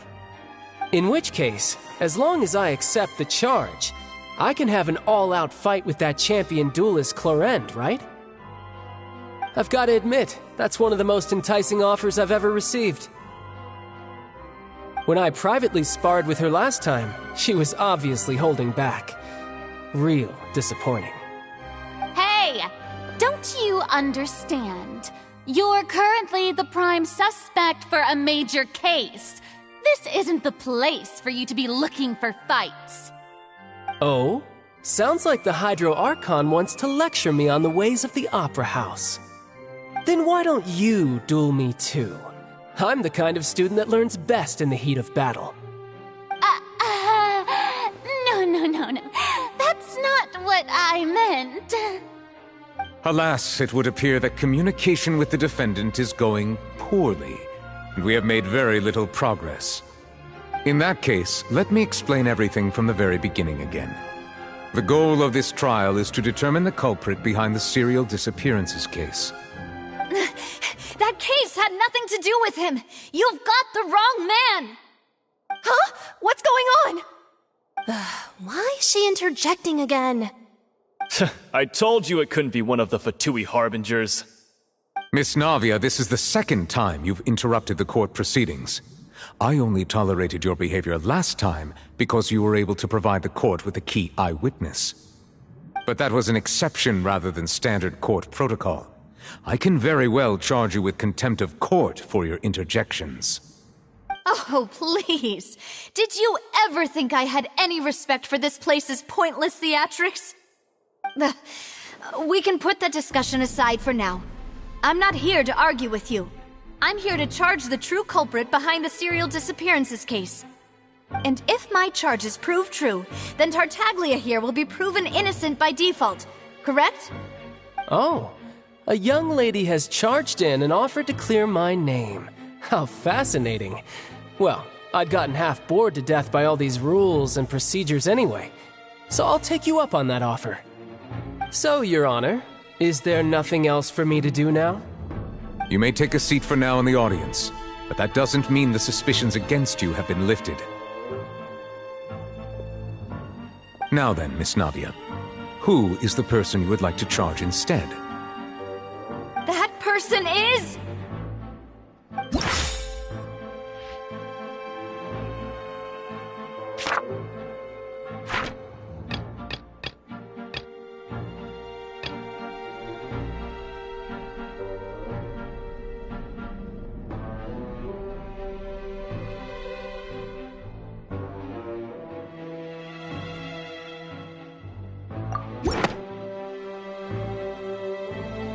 Marcel, the head of Confrérie of Cabrières.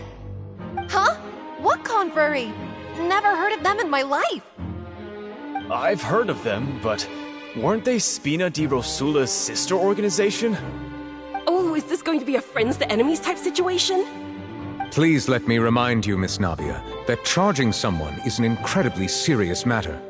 Committing to the charge also means taking on the legal responsibilities associated with it. And if the charge fails, depending on the circumstances, you may also be charged with the crime of making a false accusation. Knowing this, do you still wish to charge this man? Yes, I do.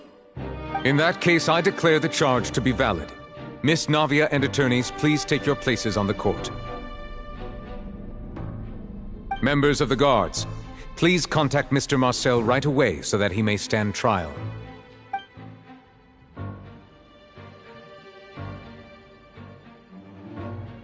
Mr. Marcel, you will not require an attorney. Is that correct? Apologies. It all just happened so quickly. I still haven't figured out what's going on. I think an attorney won't be necessary. This is probably just a misunderstanding between me and Navia. Very well. In that case, since both sides have now arrived, Miss Navia, please present your charges. I would like to take everyone back to 3 years ago, to the case of Callus the Unfaithful. Only through elucidating what really happened in that case can we connect all the dots for the serial disappearances case. Navia, do you really think that I was the one who killed your father? Come on, why would I do that? Callus was my benefactor, and remember, both you and I only ran to the scene when we heard the sound of a gun. If that's enough to make me a suspect, wouldn't that make everyone at that banquet a suspect as well? I think there's no point in getting into the specifics right now. The audience doesn't even have the big picture yet. Even I'm struggling to remember some details of that case. Exactly correct, Your Honor. I must refresh everyone's memory about that case before I can explain my charge and reasoning. I see. In which case, I will recount the findings about that case as originally recorded by Maison Gardiennage.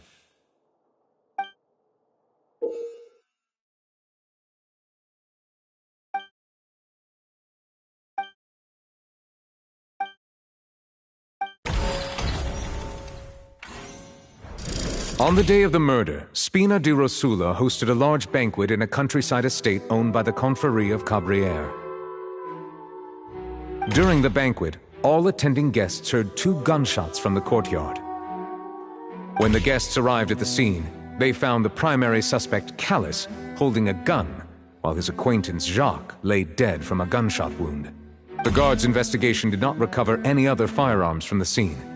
As a result, they concluded that the suspect's first shot must have missed, while the second must have taken Jacques' life. The suspect did not dispute this conclusion, and also declined to defend himself in court. Instead, he chose to prove his innocence through a duel. Callus was defeated by champion duelist Clarande in the ensuing duel, and soon succumbed to the injuries. These are the known facts about the case.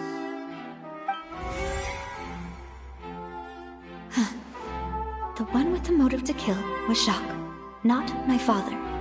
And even so, Jacques still had no reason to pull the trigger. In truth, the third person shot Jacques first, and was shot in turn by my father when my father seized the gun from him.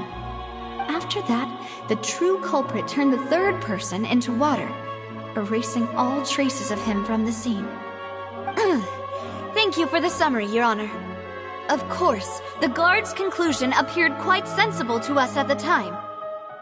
However, we should revisit the case now that we've gained new information about the abilities of water from the primordial sea.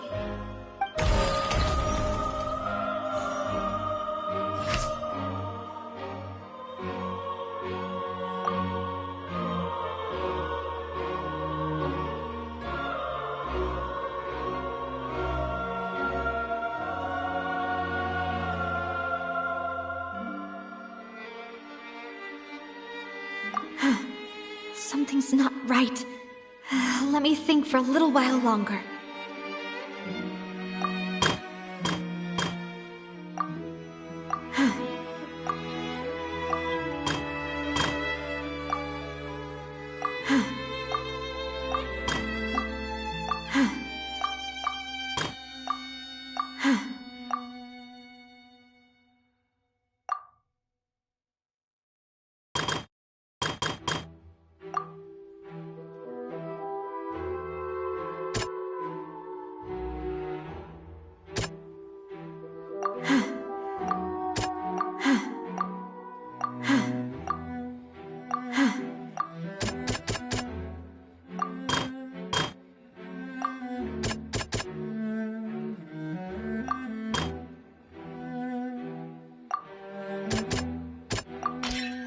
pile of clothing was found at the scene.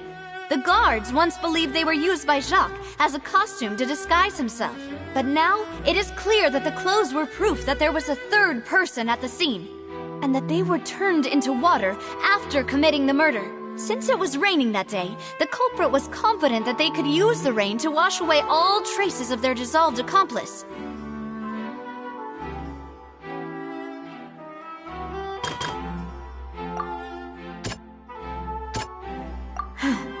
Something...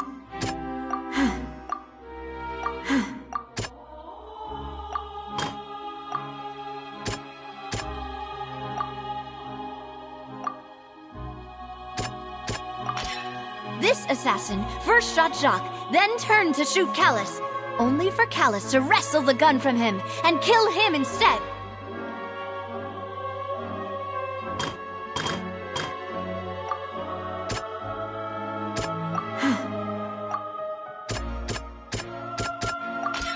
The testimony of the victim's family confirms that Jacques had thoughts of assassinating Callus when he set out for the banquet.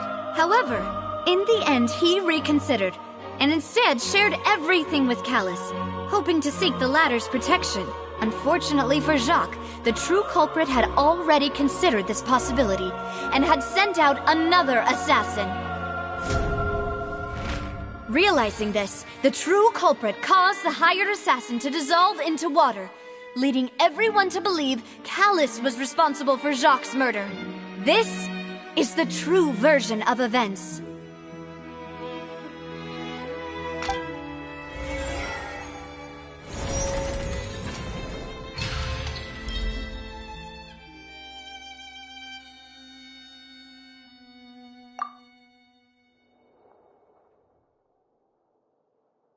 So that's what happened. Wait, you're telling me something as dangerous as water from the primordial sea has been used for all these years? What a great theory. It also explains Callus's and Jacques' respective motives. I guess they didn't shoot each other after all. Mr. Marcel, you are the one being charged with the crime. You should provide a rebuttal if you wish to prove your innocence. Ah, but I think I agree with everything Navia just said. In fact, there was nothing in her speech that directly implicated me. Then, may I ask some questions? In my opinion, we primarily need to determine two things. One, do you have the evidence to back up your claims? I'm afraid not. At least not at this very moment. Boo! If you don't have any evidence, you should just... I may not have the evidence with me, but I know where I could go to collect it. If we look up the deserted clothes against a record of people who went missing around the same time, we should be able to find a match. Considering the serial disappearances case, the guards probably kept careful records of all missing persons from around that time, regardless of age or gender. That makes sense to me. Monsieur Neuvillette, I would consider this to be a reasonable investigative direction. Why do I feel like Farina's acting a little differently today? Maybe she's scared of embarrassing herself again? Alternatively, she's become more diligent after charging an innocent citizen in the last trial. My second question has to do with the ensuing duel. If the truth is indeed as you described, then why didn't Mr. Callus explain himself in court? If he had testified that a person had been dissolved, he could have at least mounted a defense. I've thought about this too, and the answer is actually pretty simple. He felt there were things that were more important to him. The dissolving power of water from the primordial sea is an important secret for the true culprit of the serial disappearances case. My father could have exposed it for all to see, but he chose to take it to the grave. At that time, Spina di Rosula was in dire straits, and his reputation had already been shattered. He had no guarantee that going forward with the truth would allow the culprit to be brought to justice. What was certain, however, was that it would paint a gigantic target on my back. Boss once told me that Demoiselle had already been selected as the next target of the serial disappearances case. What? If the secret had gotten out, the culprit would have fought an all-out war with Espina right there and then. I wouldn't have been the only one in danger. All of us would have stood to lose our lives.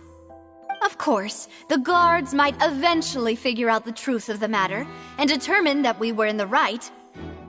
But what good would that do? How can a hollow verdict protect anyone?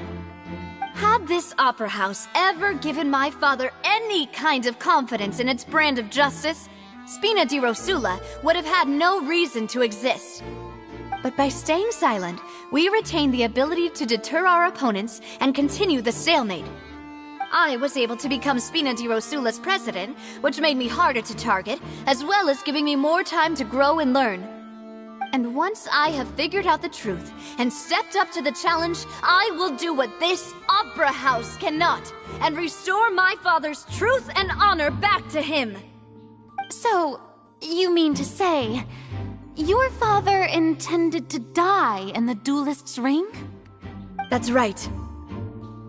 Do you have any proof? Of course. All you need is to ask his opponent, Clarand. I don't need your apology, your guilt, or your support from the shadows. You don't have to do anything for my sake. But since he entrusted his will to you, Clarand, you should tell us the truth about his sacrifice. So, during the duel, did you believe that Callus was intending to die? Yes, I did. As a champion duelist, I've fought many battles and taken a countless number of dishonored lives.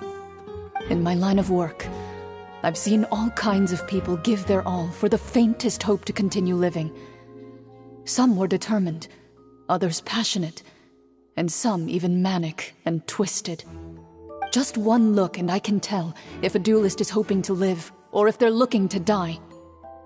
I hereby swear on my name and honor as a champion duelist that Mr. Callus never intended to leave the ring alive.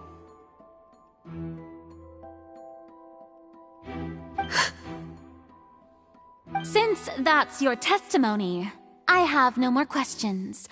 It appears there really are good grounds to reopen this case. I concur.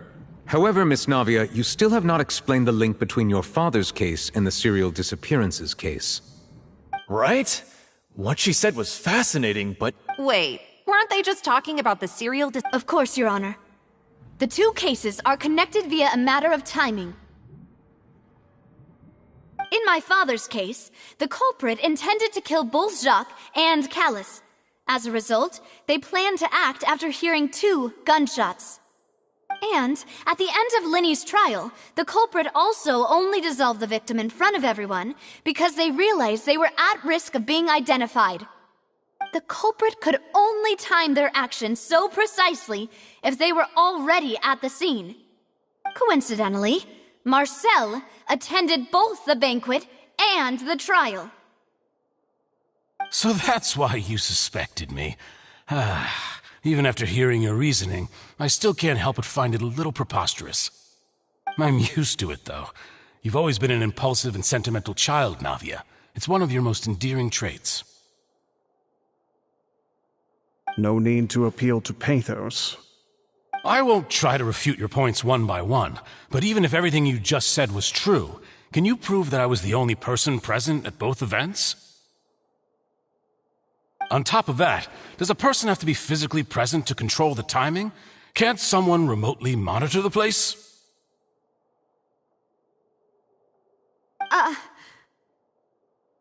Don't know what she can say to that. I know that even with that, you might still think you can reduce the list of suspects with some further investigations, until I'm the only one left on the list. Alas, who won't feel at least a little hurt by an accusation of murder from a girl you see as your own daughter? But if I were to dismiss this completely, you'd also think I'm not being considerate of your feelings. Ah well, let Uncle Marcel teach you another lesson. Do you know what the biggest flaw in your reasoning is? I suppose you're gonna tell me anyways. It's timing again. I'm a businessman by trade. From that standpoint, there's no reason for me to kidnap young women. It's a high-risk action with nothing to gain. In addition, I left my home in Snezhnaya when I was young to come to Poisson and work in some trade. My business only thrived when I received Callus's patronage. But the disappearances began before I ever stepped foot in Fontaine. I do apologize, demoiselle. This was my mistake. No, it's not your fault. I'm sure he had come prepared. Is there anything else you'd like to say? Would you like to check the date of my first business license against the first known case of the serial disappearances? You can also take a look at my border entry records, or ask my friends and family when I left Snezhnaya for the first time. Could those records and testimonies do something to appease the unspeakable anguish in your heart? Seems like she got the wrong guy. At this rate, Navia will be convicted for falsely accusing him. I think you've done a superb job of dissecting your father's feelings as he neared the end of his life. But aren't you going against all of his wishes and expectations right now? He wished for you to become more rational, collected, and conscientious, instead of dwelling only on your own feelings. Once you've learned to be more considerate of others' feelings, and to stop rushing headlong into things, you'd have met most of his expectations. This isn't just about me, and it never has been. The biggest difference between me and the rest of the victims is that I still have the ability to search for the truth, while that same agency has long been taken from them. The people whose families were destroyed by synth abuse, the people who lost their loved ones to the serial disappearances, and the people who suffered tragic ends due to their sense of justice. Many people's images are flashing before my eyes. I'm sure some are coming to those of you in the audience as well. And whose image do you see, Marcel? Is it a man named Vacher? Oh, so you do know that name. I'm merely surprised you'd suddenly say the name of someone I've never even heard of. I was waiting for you to say that.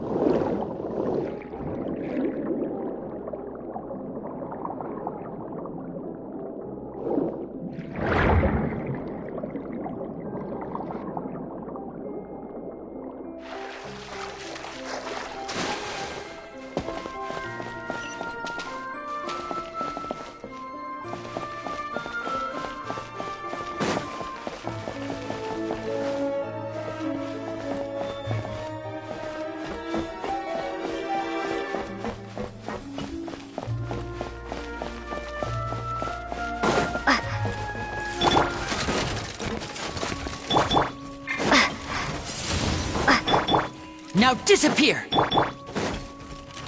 The wind knows me. Here comes the finale!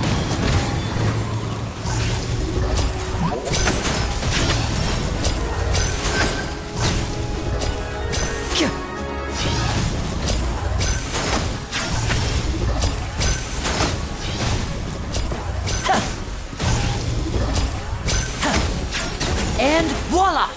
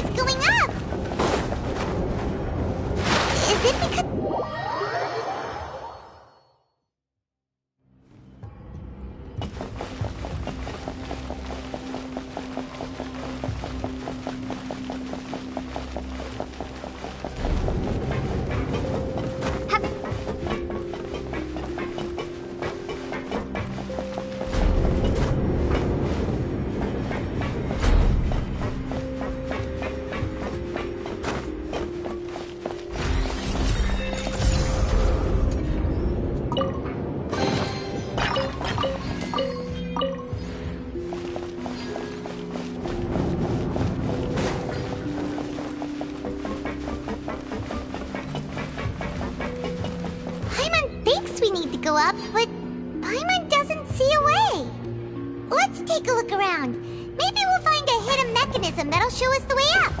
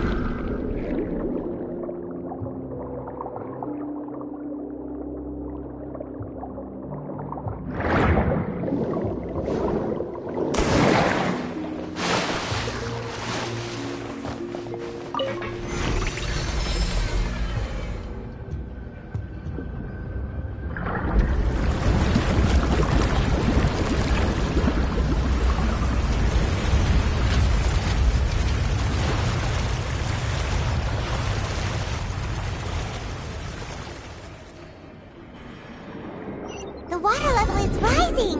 Now we can swim to the top! But this is still a ways away from where we need to go.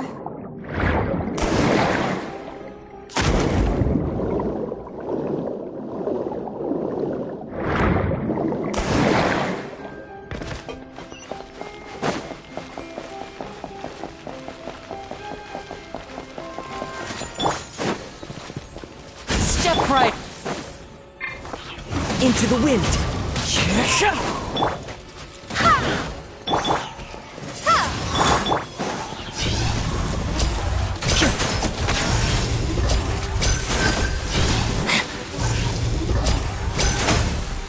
And voila! One with nature. Barbados, guide us. Windblade!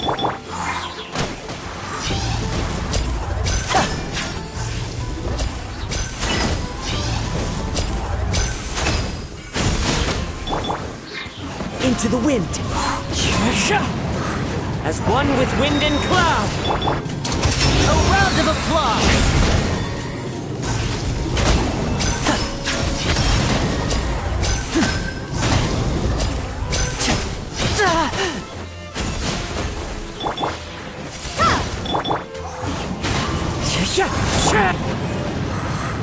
Be gone! Wind, hear me. Now disappear! The wind knows me.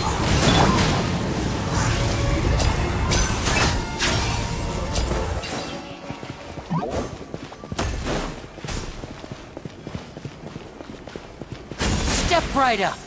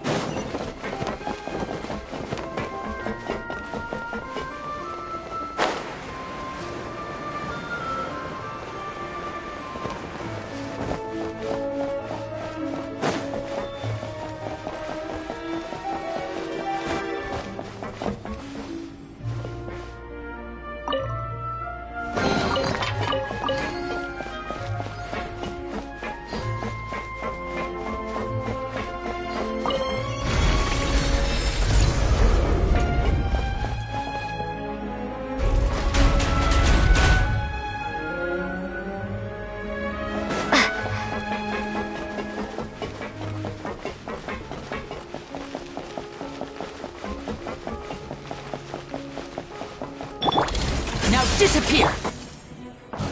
One with nature. Clouds high. The birds call! Windblade!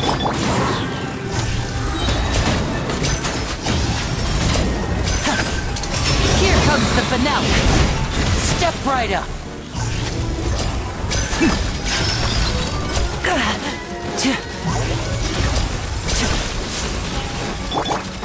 I swear by my sword! Into the wind!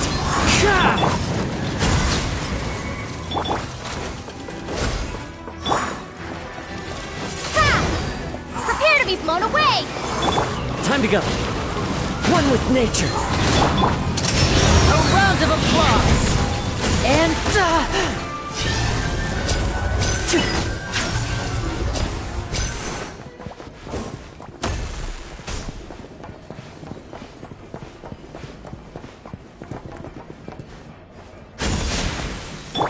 Wind, hear me.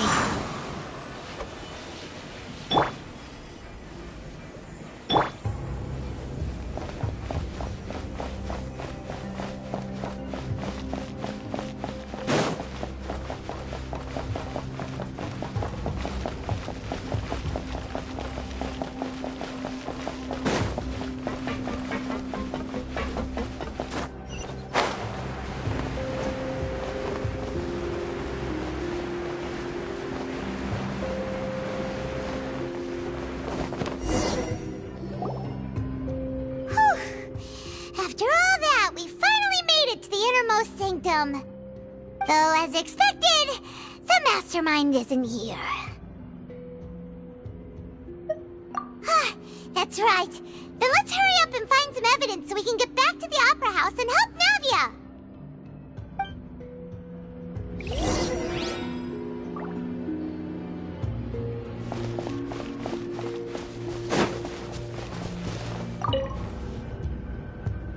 What's all this? Aw, it's a bunch of really cute things!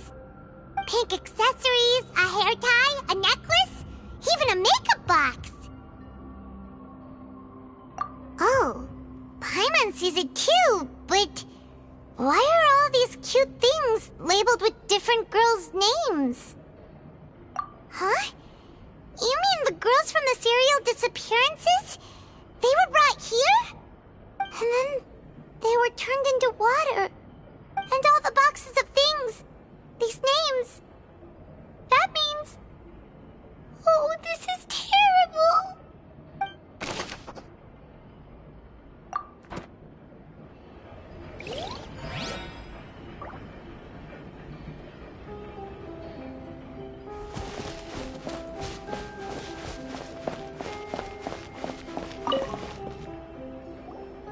Whoa! There's so much synth here! And so many bottles of ingredients that probably just contain the waters of the primordial sea. Mixing in progress, ready to drink, stock sample? Huh. They've also got all the synth pretty clearly labeled. Whoa, there's even fruit-flavored synth? Yep, it's super obvious.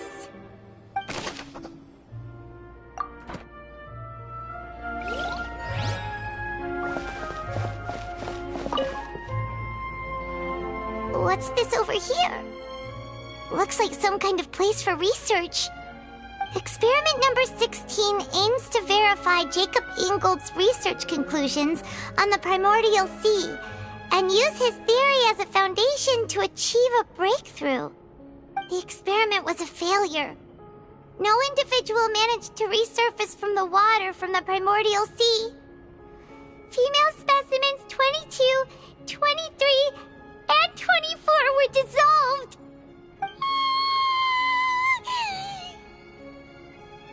Sorry, Traveler. Paimon will try her best.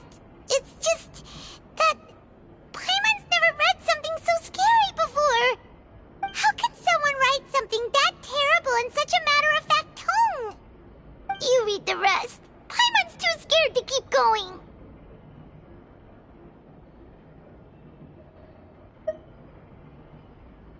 So that's why he did all of these experiments. But did he really think he'd be able to find a way just by dissolving people over and over? That's just insane! Huh? Isn't that the name you heard by the fountain? Paimon thought he was an eyewitness in the serial disappearances case.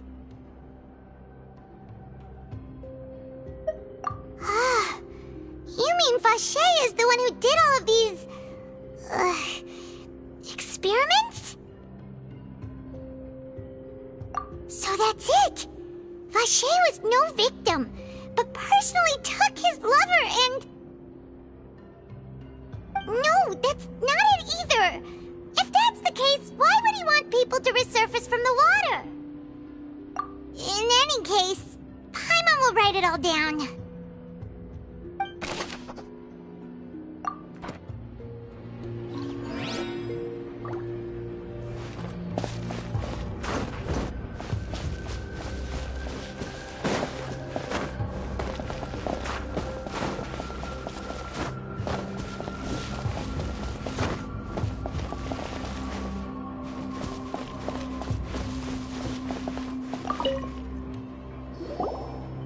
What's written here? Nothing escapes Detective Paimon's eyes! Callus. Navia's father. Oh, this seems to be an investigation report on him!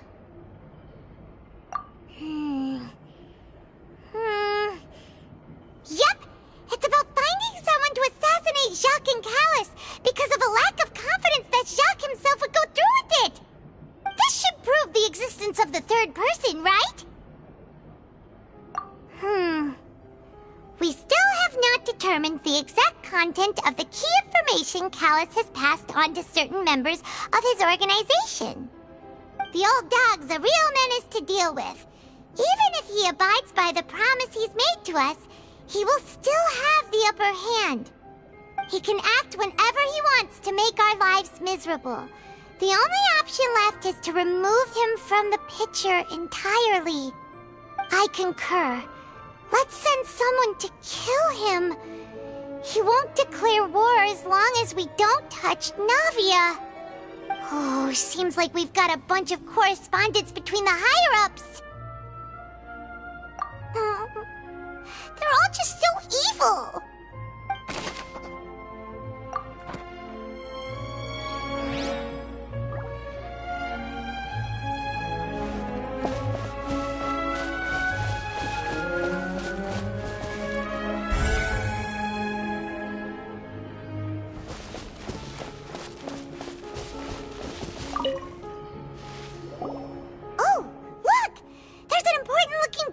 Here, and it's full of water.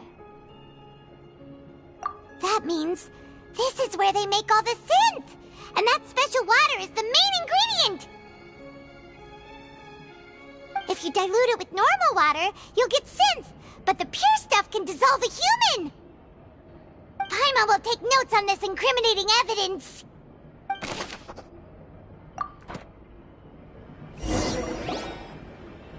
We've looked at almost everything here, and it seems like our theories were spot on, but...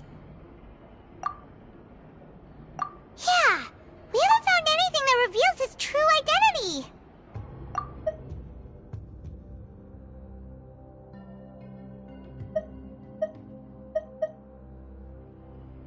No wonder even Nervalette wasn't able to find anything. Whoever it is probably destroyed everything to do with that name a long time ago.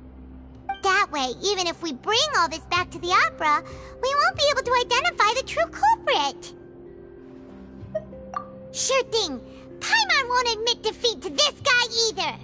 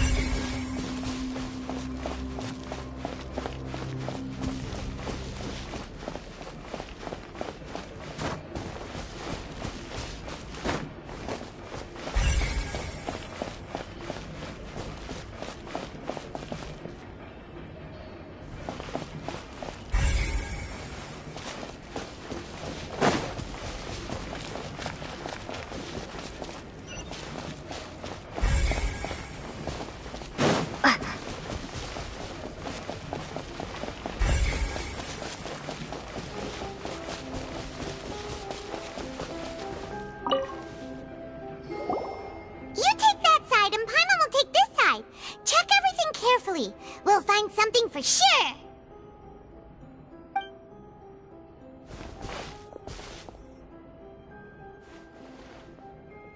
Ugh.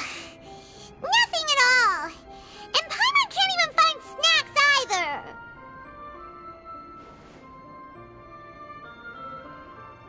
Whoa, really? Let Paimon see!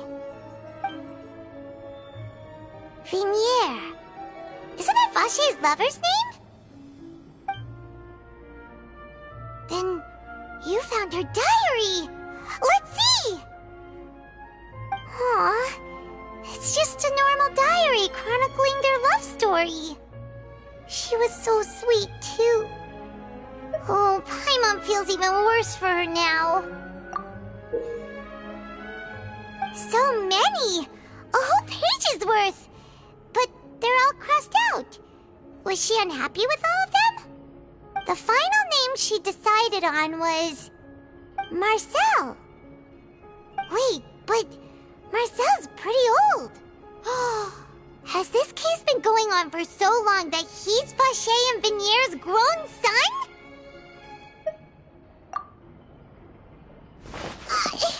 Hey! Paimon still hasn't figured it out yet.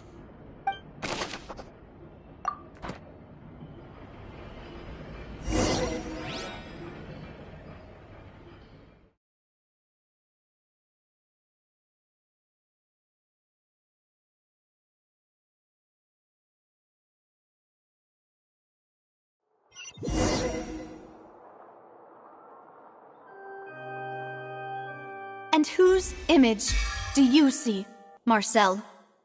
Is it a man named Vache? Oh, so you do know that name. I'm merely surprised you'd suddenly say the name of... I was waiting for you to say that. Navia! We're back! As expected of my partner. I just knew you'd return in the nick of time. Just how often do you intend to flout the rules of this court? It's all right, Monsieur Nervalette. Given their confidence, I expect they've found the crucial evidence.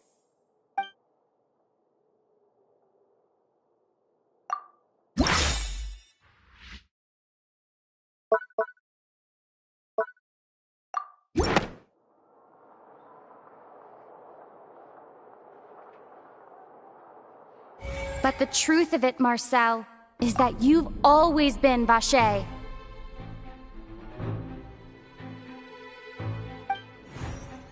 Huh? We've investigated your lair and we already know everything! After your lover, Vinier, was dissolved, you kept abducting young women to experiment on the hopes of bringing her back to you! You even created Marcel as a new identity and destroyed all records of your past as Vache! So that's it. Even the villains in opera performances rarely go that far. And with that, Marcel's motive has now been established. This information regarding your past also dismantles your prior timing defense. Well, Marcel, do you know where you went wrong? You fixated your gaze on the lover that passed away, instead of paying attention to the living people around you. So, you never noticed how we changed, or how we grew as individuals. You also never understood Boss's real expectations for his daughter. Or our determination to see things through. Your determination. Mr. Marcel, please speak up now if you would like to defend yourself. Otherwise, the trial will move on to the next stage. Do you really think I wanted to do any of this? Pay attention to you? What for? Have you ever paid attention to me? Ever empathized with my pain? Ever known how it feels to watch the love of your life dissolve right in front of your eyes? No one helped me. No one even believed me. All those decades ago, even the officers from the Maison Gardiennage were laughing at me. They said there's no way a human being can turn into water. So I must have gone mad from grief. Vignier's death was brushed away by all of you as if it didn't matter at all. Well, now you know, don't you? Ha! Well, it's too late now. All those who were dissolved are gone forever.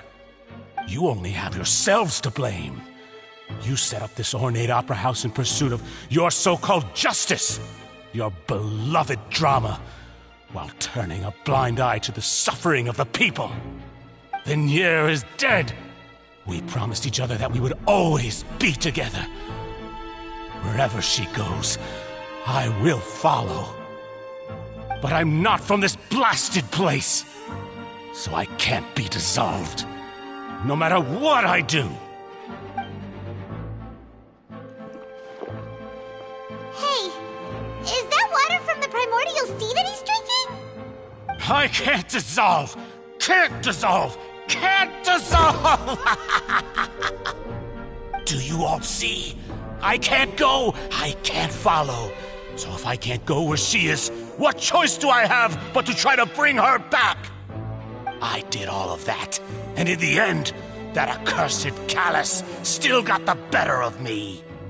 I spent my entire life living on pins and needles, only to get stabbed by his idiot daughter at the very end.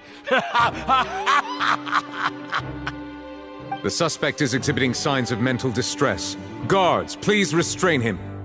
Don't touch me! Don't anybody come near me! I still need to save Vignier.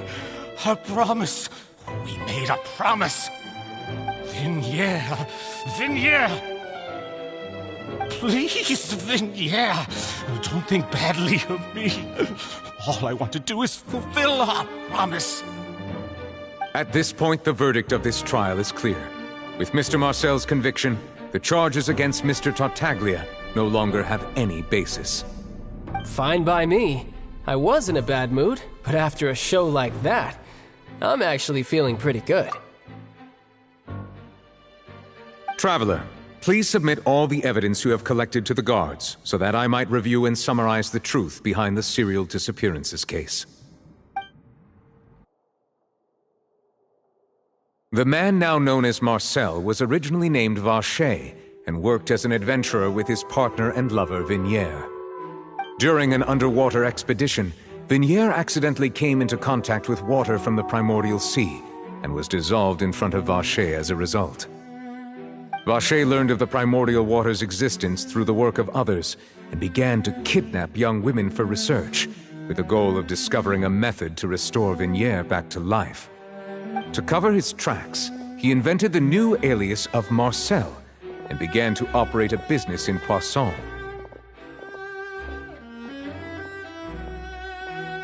During the course of his research, Vacher discovered that a diluted concoction of water from the primordial sea can induce feelings of euphoria, and began to manufacture and market synth.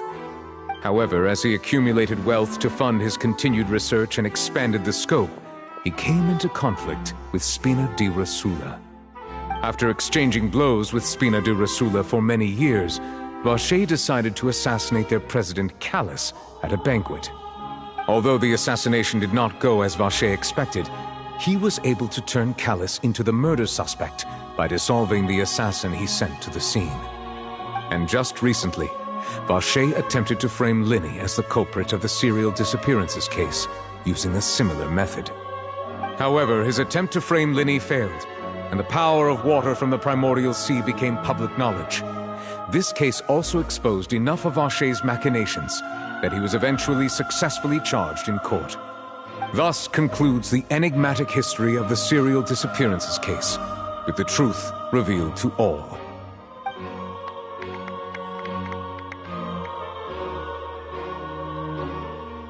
The Oratrice will now deliver the final verdict regarding the charges against Mr. Vacher.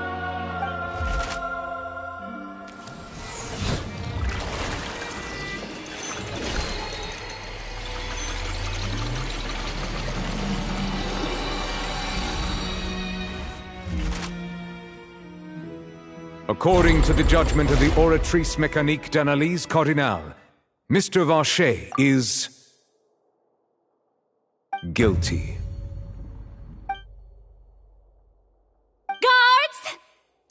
Vache away. Good. It's what he... With that, the serial... We really just witnessed history. Who would have thought that... Yippee! We helped Navia bring the bad guy to justice! He's hurt so many innocent people and now he's finally getting what he deserves! Huh? Are you okay?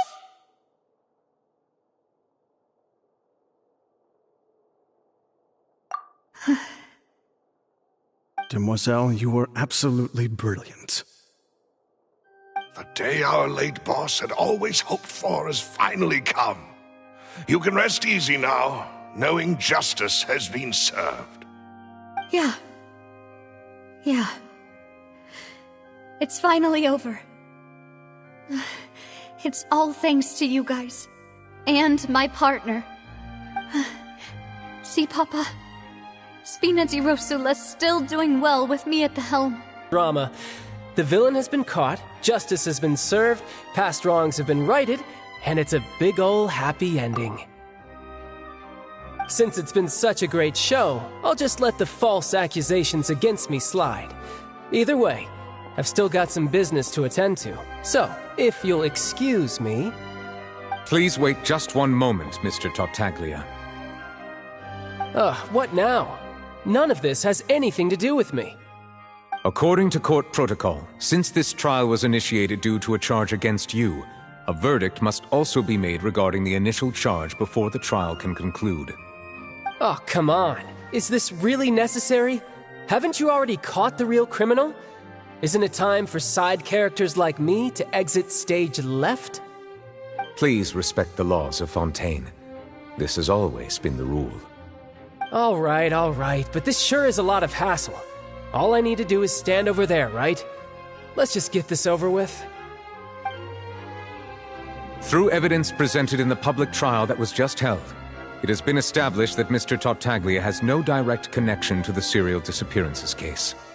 The guilty party has been identified, and thus it is logical to suppose Mr. Tartaglia is innocent of the charges.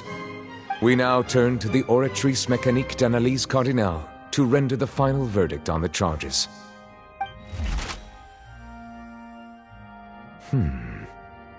According to the judgment of the Oratrice Mécanique d'Analyse Cardinale, Mr. Tartaglia is guilty.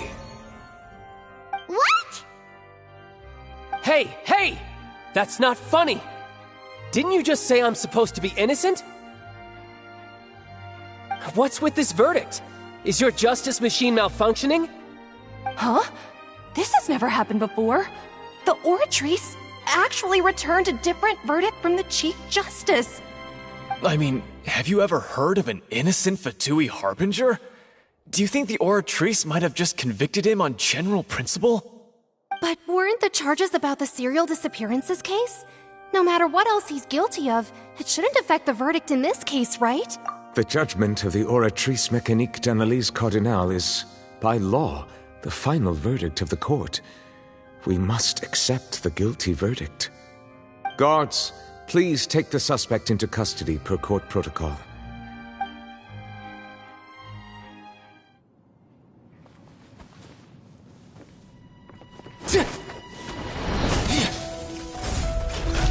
So this is how justice is done in Fontaine. What a joke. You've got your rules. Well, I've got mine too!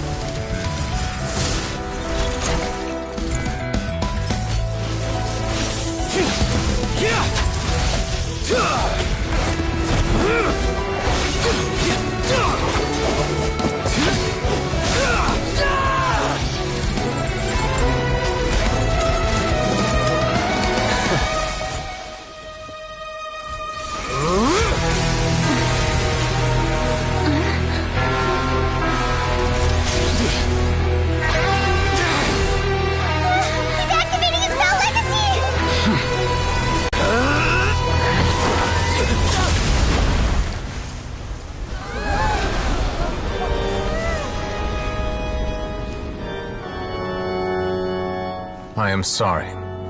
If you have been wronged, we will find the truth. But the rules of the court must be upheld.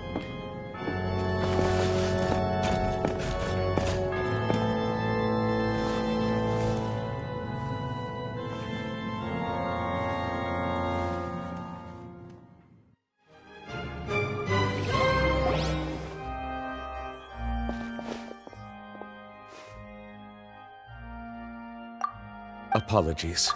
This is also the first time I've encountered such a situation. However, according to the rules established at the conception of Fontaine's court system, the Oratrice's judgment is the final verdict of the court.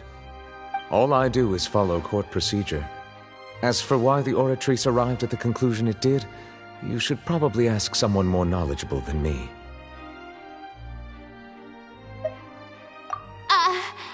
Why are you looking at me?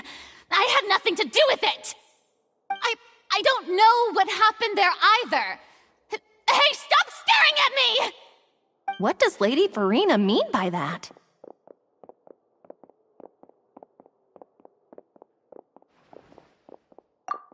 She says she has no idea either, but that's impossible. Didn't she— Yeah, so are the verdicts reliable or not? Can results like this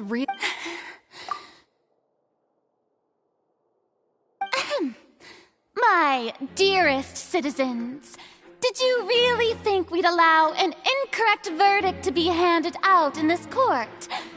Did you really believe that the judgment could be mistaken or be the result of some sort of random mishap? Don't tell me you thought even I had been blindsided by the Oratrice's result. But the way she looked just now, it was pretty obvious she had no idea what was going on. However, given the state of things, I shall give you an explanation.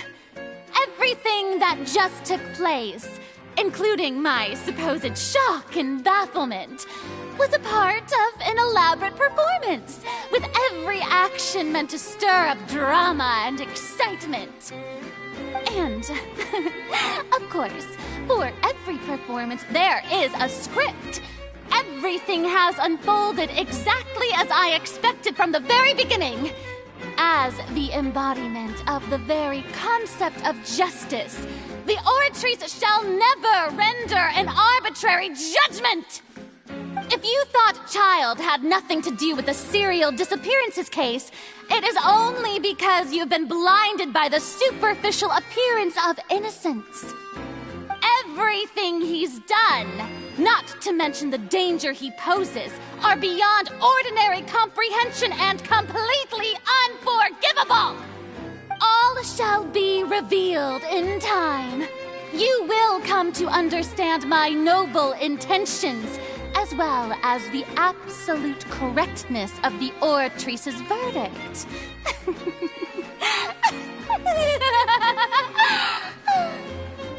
Now, having said that, although I hate to leave things hanging in suspense, it is now time for this performance to end. As the lead actress, I shall be the first to take my leave. Toodaloo! So she chose to make her escape after all, did she? So you're saying we shouldn't put much stock into what she just said? She probably just put on that performance to save face. As for the truth, it's unlikely that she actually has any idea. However, please be assured that I will continue to investigate this case in a personal capacity. Just as I promised, if the judgment has been incorrect, we will do our utmost to clear his name. All right.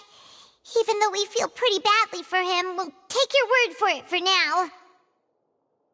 After all, he's done plenty of bad stuff, so he should have known he'd go to prison someday, right?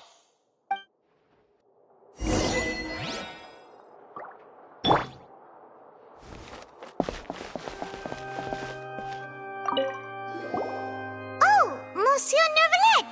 That power you showed when you took him down. Who are you really? I'm the Chief Justice of Fontaine, of course. If officers of the law lack the strength and capability to enforce it, then it makes a mockery of justice.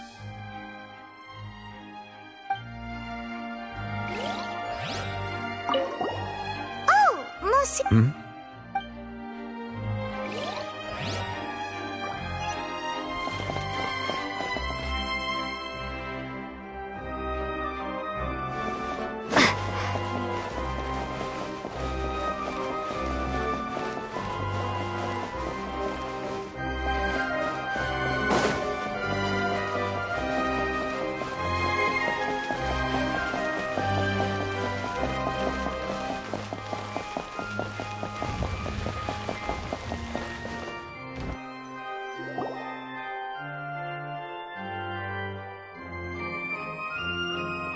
Hey, what are you doing? Quick, stop him!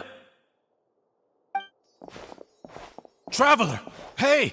Traveler! Marcel! What are you doing over here? Stop resisting arrest! Cease, or we'll add another charge to the list! No, wait! I just want to ask the Traveler something. I'm not looking to run away. Please, just let me ask this one small thing. Go on. Thank you. I was being led away when I finally realized something. Where did you first hear the name Vache? I erased all records of that name. So, unless... Are you still trying to prove your innocence? Give it up. You've already been convicted. Really? You did? You're sure? You met her? But how could that be? How did you manage to do it? The Fountain of Lucine? Then she's been so close to me all along. And I just never... Please give me a chance to talk to her again. Just let the Traveler take me to the fountain to see her one last time. This is the last request I'll ever make in my life. You can do whatever you want to me afterwards. I don't care.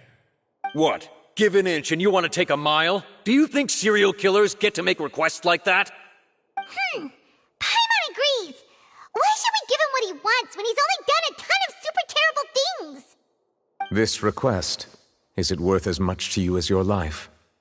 Of course! Wait, no. It's worth even more than my life.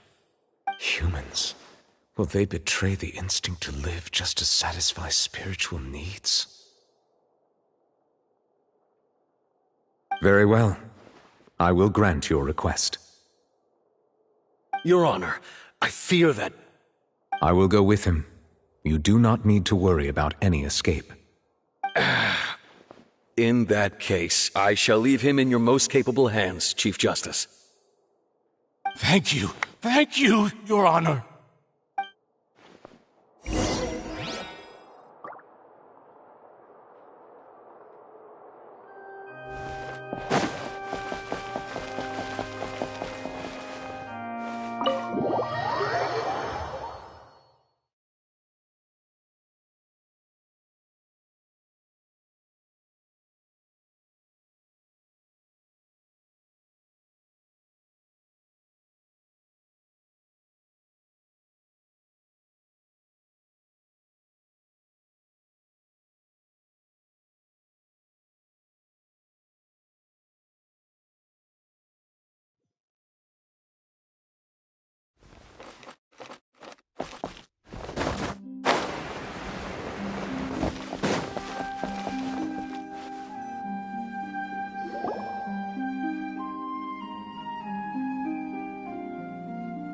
Is this the place?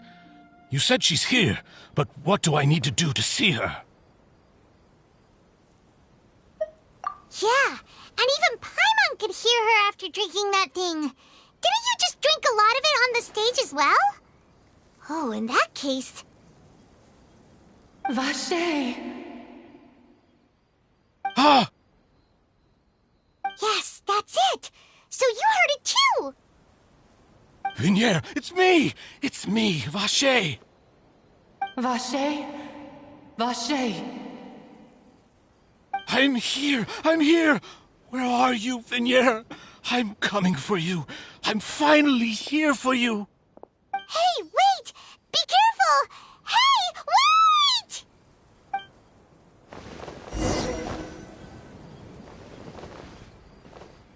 Vignier, is that you? It's me, Vache! Vignier! Vache? Why did you come? Didn't I say? You don't need to look for me. You look a lot older than I remember. How long has it been? It's been more than 20 years. I've suffered for over 20 years since the day you left. All this time, only the thought of bringing you back has kept me alive. Nothing else mattered to me. I must be dreaming. Who would have thought I'd get the chance to tell you all of my feelings like this? Vignier, you are my everything. I really don't know how I could live without you. But Vache, if you ask me, this world would be better off without you. What are you saying? If not for you, I would have finished my law degree and probably become a top-tier attorney one day. If not for you, I would have continued to pursue my love of the arts, and my works would have been displayed in the Palais Mermonia itself. If not for you, I would at least have been able to take care of my mother. And she would not have grown old and died alone, with nothing but the tears on her cheeks. It's all because of your selfishness, Vache. It's all because of you. Wait, you are not Vignier. Who are you? You're right. I am not Vignier. I am the sacrifices. Every woman who died by your hand, as our bodies dissolved, our consciousnesses flowed back to the primordial sea. Our thoughts circulated endlessly within the primordial sea, and we were no longer individuals, but we became one, just as streams of water come together in the sea. I'm Cressy. I'm Lemony. I'm Azine. The only one I am not is Vignier. Why? But then, where is Vignier? She doesn't want to see you anymore. Every tendril of her consciousness is avoiding you. This is what you get for your selfishness. Your selfishness robbed us of our lives and our futures. You said time and time again that you'd do any and everything for her. But did you ever consider whether she'd want to see you do the things that you did? If she would despise you for what you became?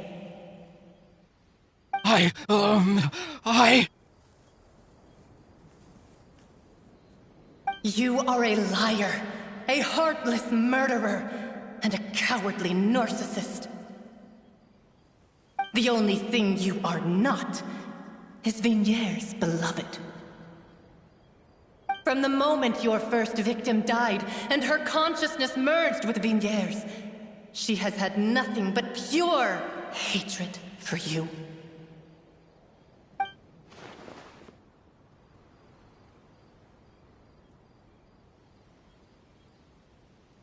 No! Vignier! She can't hate me. Let me see her, please. Have mercy. You still don't understand.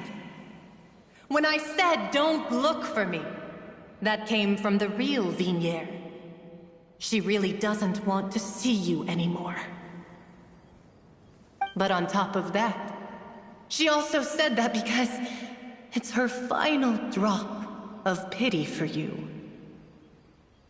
She said that because she knew that if you did come here, we will show no mercy to you. Vache. Vache? Vache? Vache. Vache. Vache. Vache. Drown.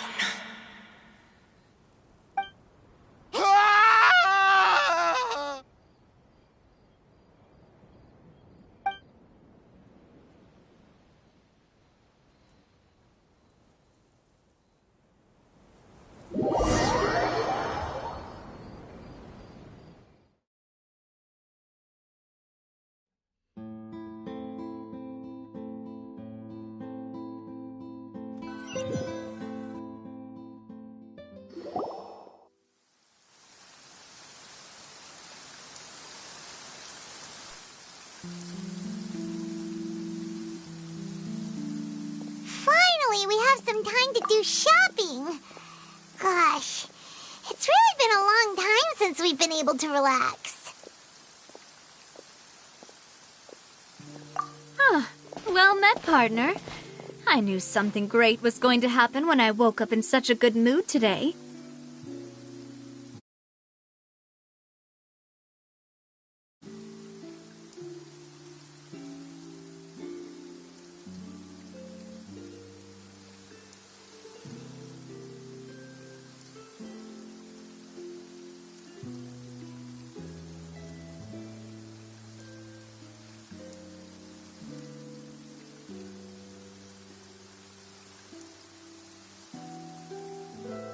Even this weather can't put a damper on the demoiselle's mood. It's a pleasure to see you both again. Oh, hey, Navia! It's been a few days. Paimon's already started to miss you. Oh, now that I believe. I'm easy to work with and always bring home the bacon. Who wouldn't treasure having a partner like me? Sounds like you're really enjoying life these days, Navia. What have you been busy with since the trial?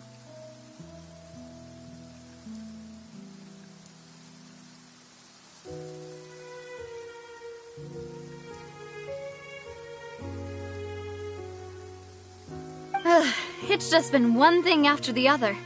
I've been making non-stop trips between Poisson and the courts in Sen. Everyone from Spina di Rosula organized a memorial for my father. We never held a memorial when he first died, since everyone knew that even if we held one back then, no one was going to come. This time, though, everyone in Poisson, and even many people from the court, all attended. So his name's definitely been cleared now. That's what we like to hear. It's been the dearest wish of Demoiselle all along. That blasted stubborn fool. I was right to put my faith in him. I'm so glad I didn't give up on the case all those years ago.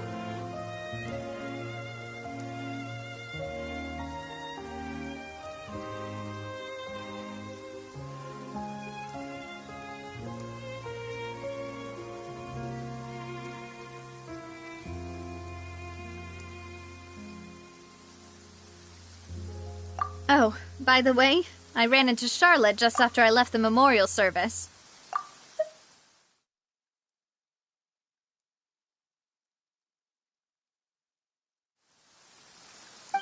Well, maybe it'd be more accurate to say I knew she would be there, and there was no way she'd just let me go. Huh? So you know Charlotte too? The Charlotte? Journalist from the Steambird? Yeah, way back when I first became the president of the Spina di Rosula, she was all over me. Wouldn't take no for an answer. I believe the story was called The True Heart of Darkness, Secret Tales of the Yellow Rose. To be fair, though, it was a really flattering feature. So, we've been on pretty good terms ever since.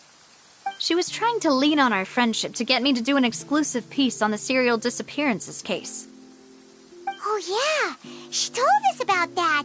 She's always been super interested in that case, so now her wish has finally come true too. Anyway, I told her to make sure that when she writes about you guys entering the opera house with the critical evidence, that you both sound really cool. Now that's another thing to look forward to. We trust Charlotte's skills with the pen for sure. Oh, and in other news, I also took Clarand out for a meal.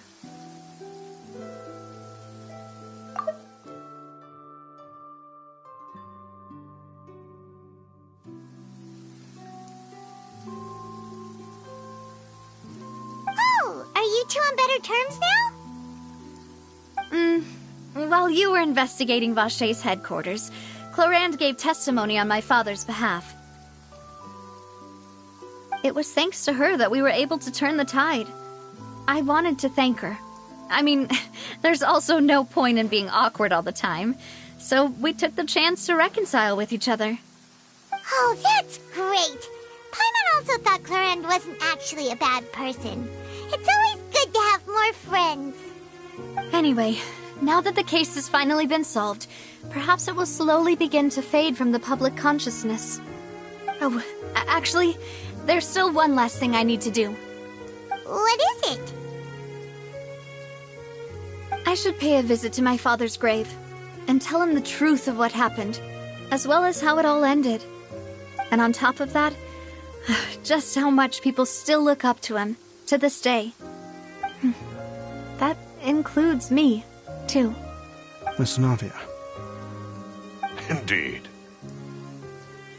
We want to go too! We also think Callus is a really admirable person. Sure thing. I'd like you two to share the moment with me. After all, without you, there might not have been such a positive ending.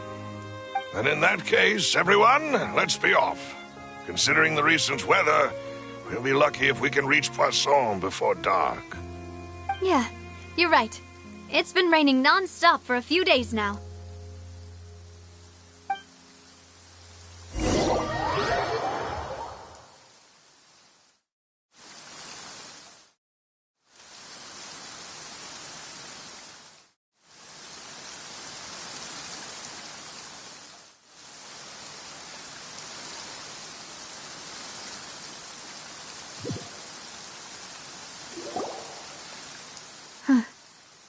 This is where my father's grave is. To be perfectly honest, even I haven't been back here for a long time. Huh? There's someone there already. Wait. That figure. It can't be... Hmm? Isn't that Nervalette? Why would the Chief Justice be here? Huh? Navia?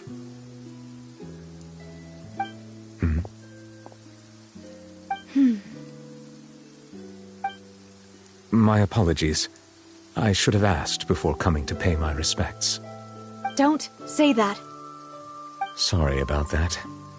Oh, I was trying to say there's no need for you to apologize. I wanted to show my father how much I've grown, but still, I doubt I've grown to the point that even the Chief Justice would feel compelled to apologize to me over and over. In that case, I will stop apologizing for now. You really could use some pointers on understanding human emotions, Monsieur Nervalette. In any case, why did you come to Poisson? Well, ever since that day, I've been turning a question over and over in my head. Just what is justice, anyway? There was once a time when I didn't want to believe that there could be anything more important to humans than life itself. Oh, rather than that, it's probably more truthful to say I didn't believe humans were capable of resisting the most basic instinct of living things. That they could rebel against their own nature, or consider certain things to be more important than their own lives. Which is also why I didn't stop your father from beginning that fateful duel. I believed that a truly innocent man would never throw away his life like that. That there was nothing, should have been nothing more important than one's own continued survival. But Mr. Callus proved me utterly and decisively wrong. If not for his sacrifice, the serial disappearances case would have remained unsolved to this day. Mr. Callus made the choice he did for his daughter, for his associates, and for many people completely unrelated to him. And in the end, from a certain perspective, one could say that he did it all for the sake of justice. A justice that's higher than life itself. So, you asked me why I came here. I just wanted to say my apologies to Mr. Callus in person. I should have noticed all of this much sooner. This regret has filled me with a sadness that has haunted me for days. That high and mighty chair in the Opera Epiclese indeed insulates one from many important things. Spina di Rosula, thank you so much for your hard work and perseverance. I'm sorry for being mad at you before. So, you're actually one of those types that's cold on the outside, but pretty thoughtful on the inside, huh? That reminds me of Silver, one of my guys. Sorry about that. Self-expression is not one of my strong suits. Didn't I just say you don't need to apologize? Ah, so Navia and Neuvillette seem to have made their peace as well. Let's not disturb them for now. We can wait till after they're done.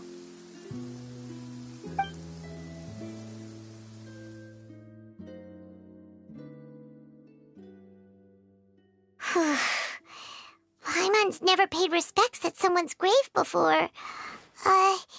Did Paimon do anything rude there? Huh? Oh, Paimon didn't know that was a thing. But Paimon doesn't know what she would do if she can't fly. Oh no. Paimon hopes Miss Navia won't be too mad.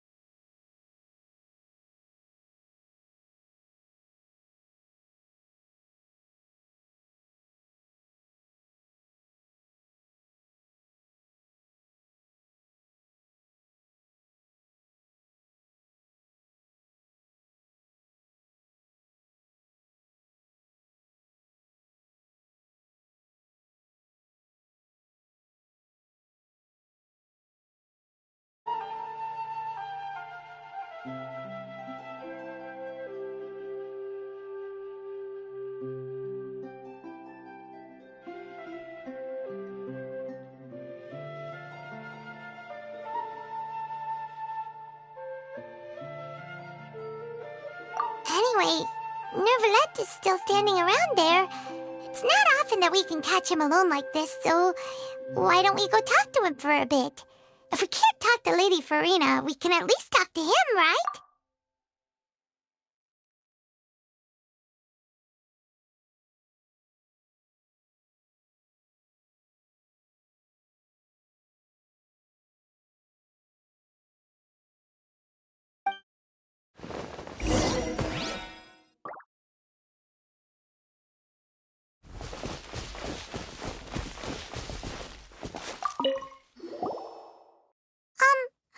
Paimon's really sorry, Navia, but Paimon did something pretty disrespectful just now. What are you saying, Paimon? I don't think I get it. Well, aren't you not supposed to fly around someone's grave? Huh?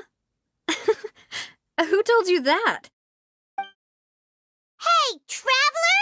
Why did you mess with Paimon again?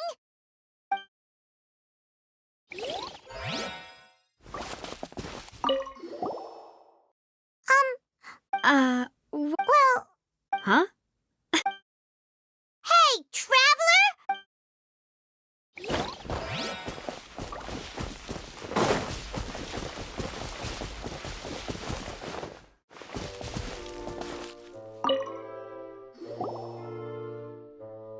Oh, it's you two.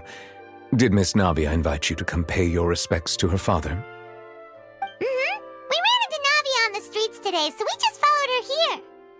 I see. Then is there something that I can help you with? Well, it's pretty hard to run into you like this, since you're usually super busy. So we figured we could try to ask you a few questions, if that's okay. Please feel free. Though outsiders, you helped us solve one of the greatest mysteries in Fontaine, and it would be my pleasure to return the favor. So, at court, the bad guys referred to that special water as water from the primordial sea, but what is it really? Truthfully, that name is already quite accurate. I can only surmise that Vacher and his ilk only learned of its nature and existence after extensive research. There used to be a special sea on the surface of this planet. The nature of its seawater was rather different from that of the sea we know today. Most of Tevat's life forms were first born in that special sea. You could say it nurtured much of the life on this planet. Huh. So it really was where everything began. It makes sense to call it primordial then. But today, the primordial sea no longer exists on the planet's surface. What Vacher discovered must have been some kind of special case, or a remnant from a truly ancient age. Huh. So that's how it is. Oh, you really know everything, Monsieur Neuvillette. But if that's the case, then why would people, at least people from Fontaine, dissolve in that kind of water? Indeed. Why would the primordial sea, which was known to engender and nurture life, suddenly reverse itself and devour life instead? To be frank, that also doesn't match my understanding of this world and its laws. There must still be some unknown secrets around the people of this land. Is there anything else you'd like to ask me about?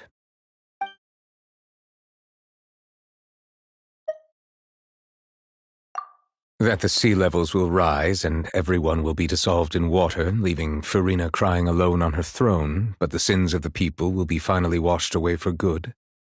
Does that appropriately summarize the version you've heard? That's right! It was Linny that told us back then. And that about covers all the main points. Yes, up to the present, I think we reached a point where we have no choice but to confront this prophecy directly. Rumors have it that this prophecy is rooted in the last words the former Hydro Archon left to the world before she passed away. A prophecy? Of the former Hydro Archon? Wow. This is the first time that we've ever heard of it. 2 parts of the prophecy have already proven correct. The rising sea levels and the ability of the people of Fontaine to be dissolved. We should be more vigilant and stay on the watch for further signs. Speaking of the prophecy, Farina has also always taken it quite seriously. Indeed, she has been collecting information and intelligence from across Tevat for this purpose. If the rumors were true, then perhaps this prophecy is the conundrum left to Farina by her predecessor. But with Farina being the way she is, can we really trust her to solve it? Is there anything else you'd like to ask me about? My apologies. My investigation has still not reached its conclusion. However, I still believe the judgment of the Oratrice was not rendered arbitrarily. Huh? But you also said you thought he was innocent. For many years, I have been quite aware that the Oratrice does not simply mechanically repeat the verdict that I give on each case. As a divinely created mechanism, the people's unified faith in the concept of justice is integrated into it. Not only can it produce the incredible power of indemnitium, but it likely also possesses other traits, such as self-awareness. Which is all to say, I have been prepared for a situation like this for a long time. Huh. So when Linny told us that he heard a human voice from the room where the Oratrice's core is stored... I was not aware such a thing had occurred. Perhaps that could serve to prove my conjecture. I will add that to the list of items to investigate. In any case, I am inclined to believe that the Oratrice does have a methodology all its own. We just do not have enough information. Based on Farina's reaction, I doubt even she had any idea what was going on. She managed to bluff her way through it, though, with her time-tested twin tricks of bravado and drama.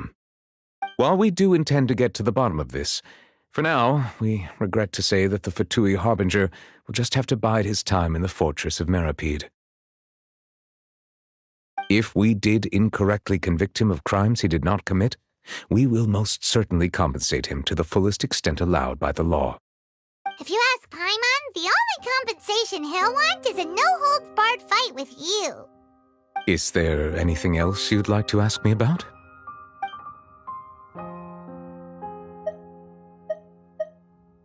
Your sibling, another blonde-haired traveler. I'm sorry, but I've never seen anyone who matches that description. If he ever stepped foot in Fontaine, I'm sure he followed our laws to the letter and had no reason to appear on the stage of the opera Epiclese. Is there anything else you'd like to ask me about?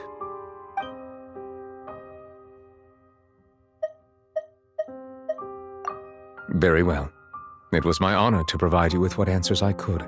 I very much enjoyed conversing with you. It will soon be time for me to leave this blissful tranquility behind and return to Palais Memoria. You really are super busy, Monsieur Neuvillette. Paimon thought you only came here to pay your respects today because you had the day off. Crime and villainy do not have the day off, and so justice must work around the clock as well. This is merely the nature of a justice's work. All right. You've got a point. Huh? Paimon just noticed that the rain has stopped.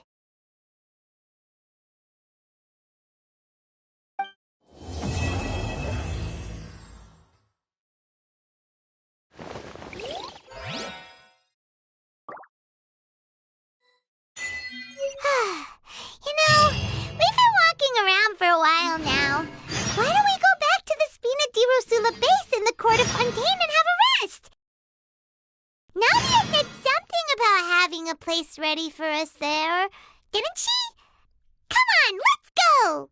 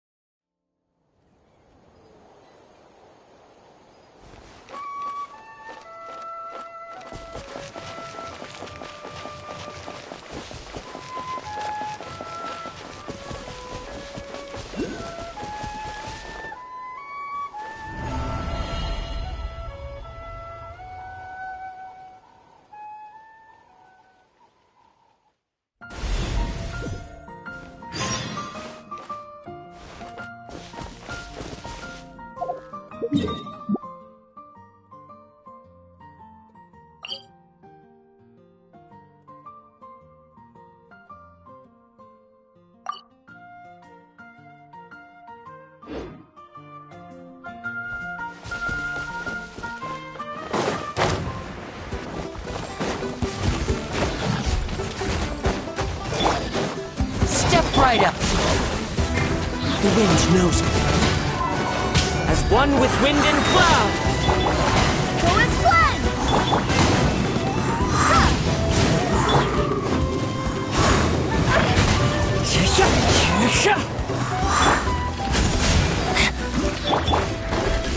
Windblade!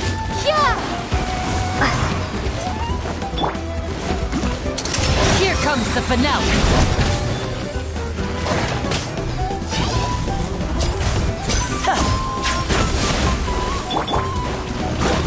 Into the wind.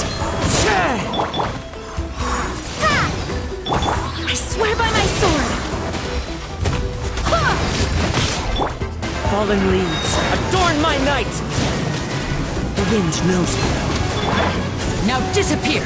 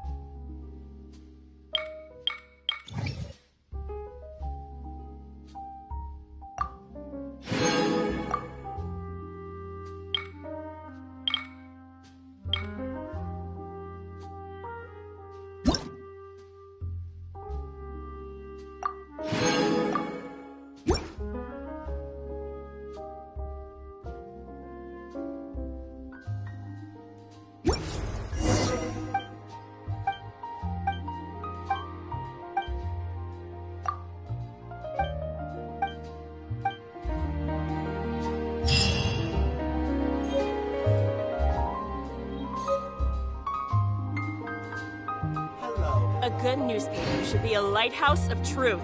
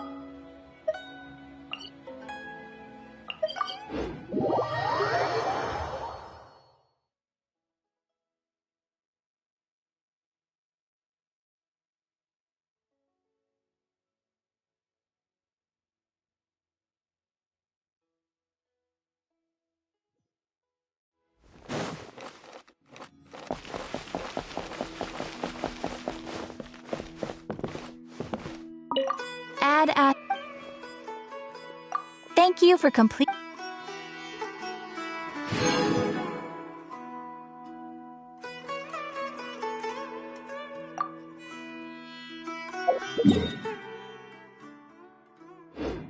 Ad Astra Abyss.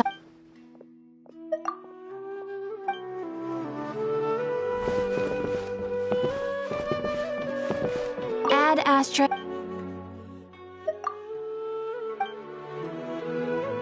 Ad Astra.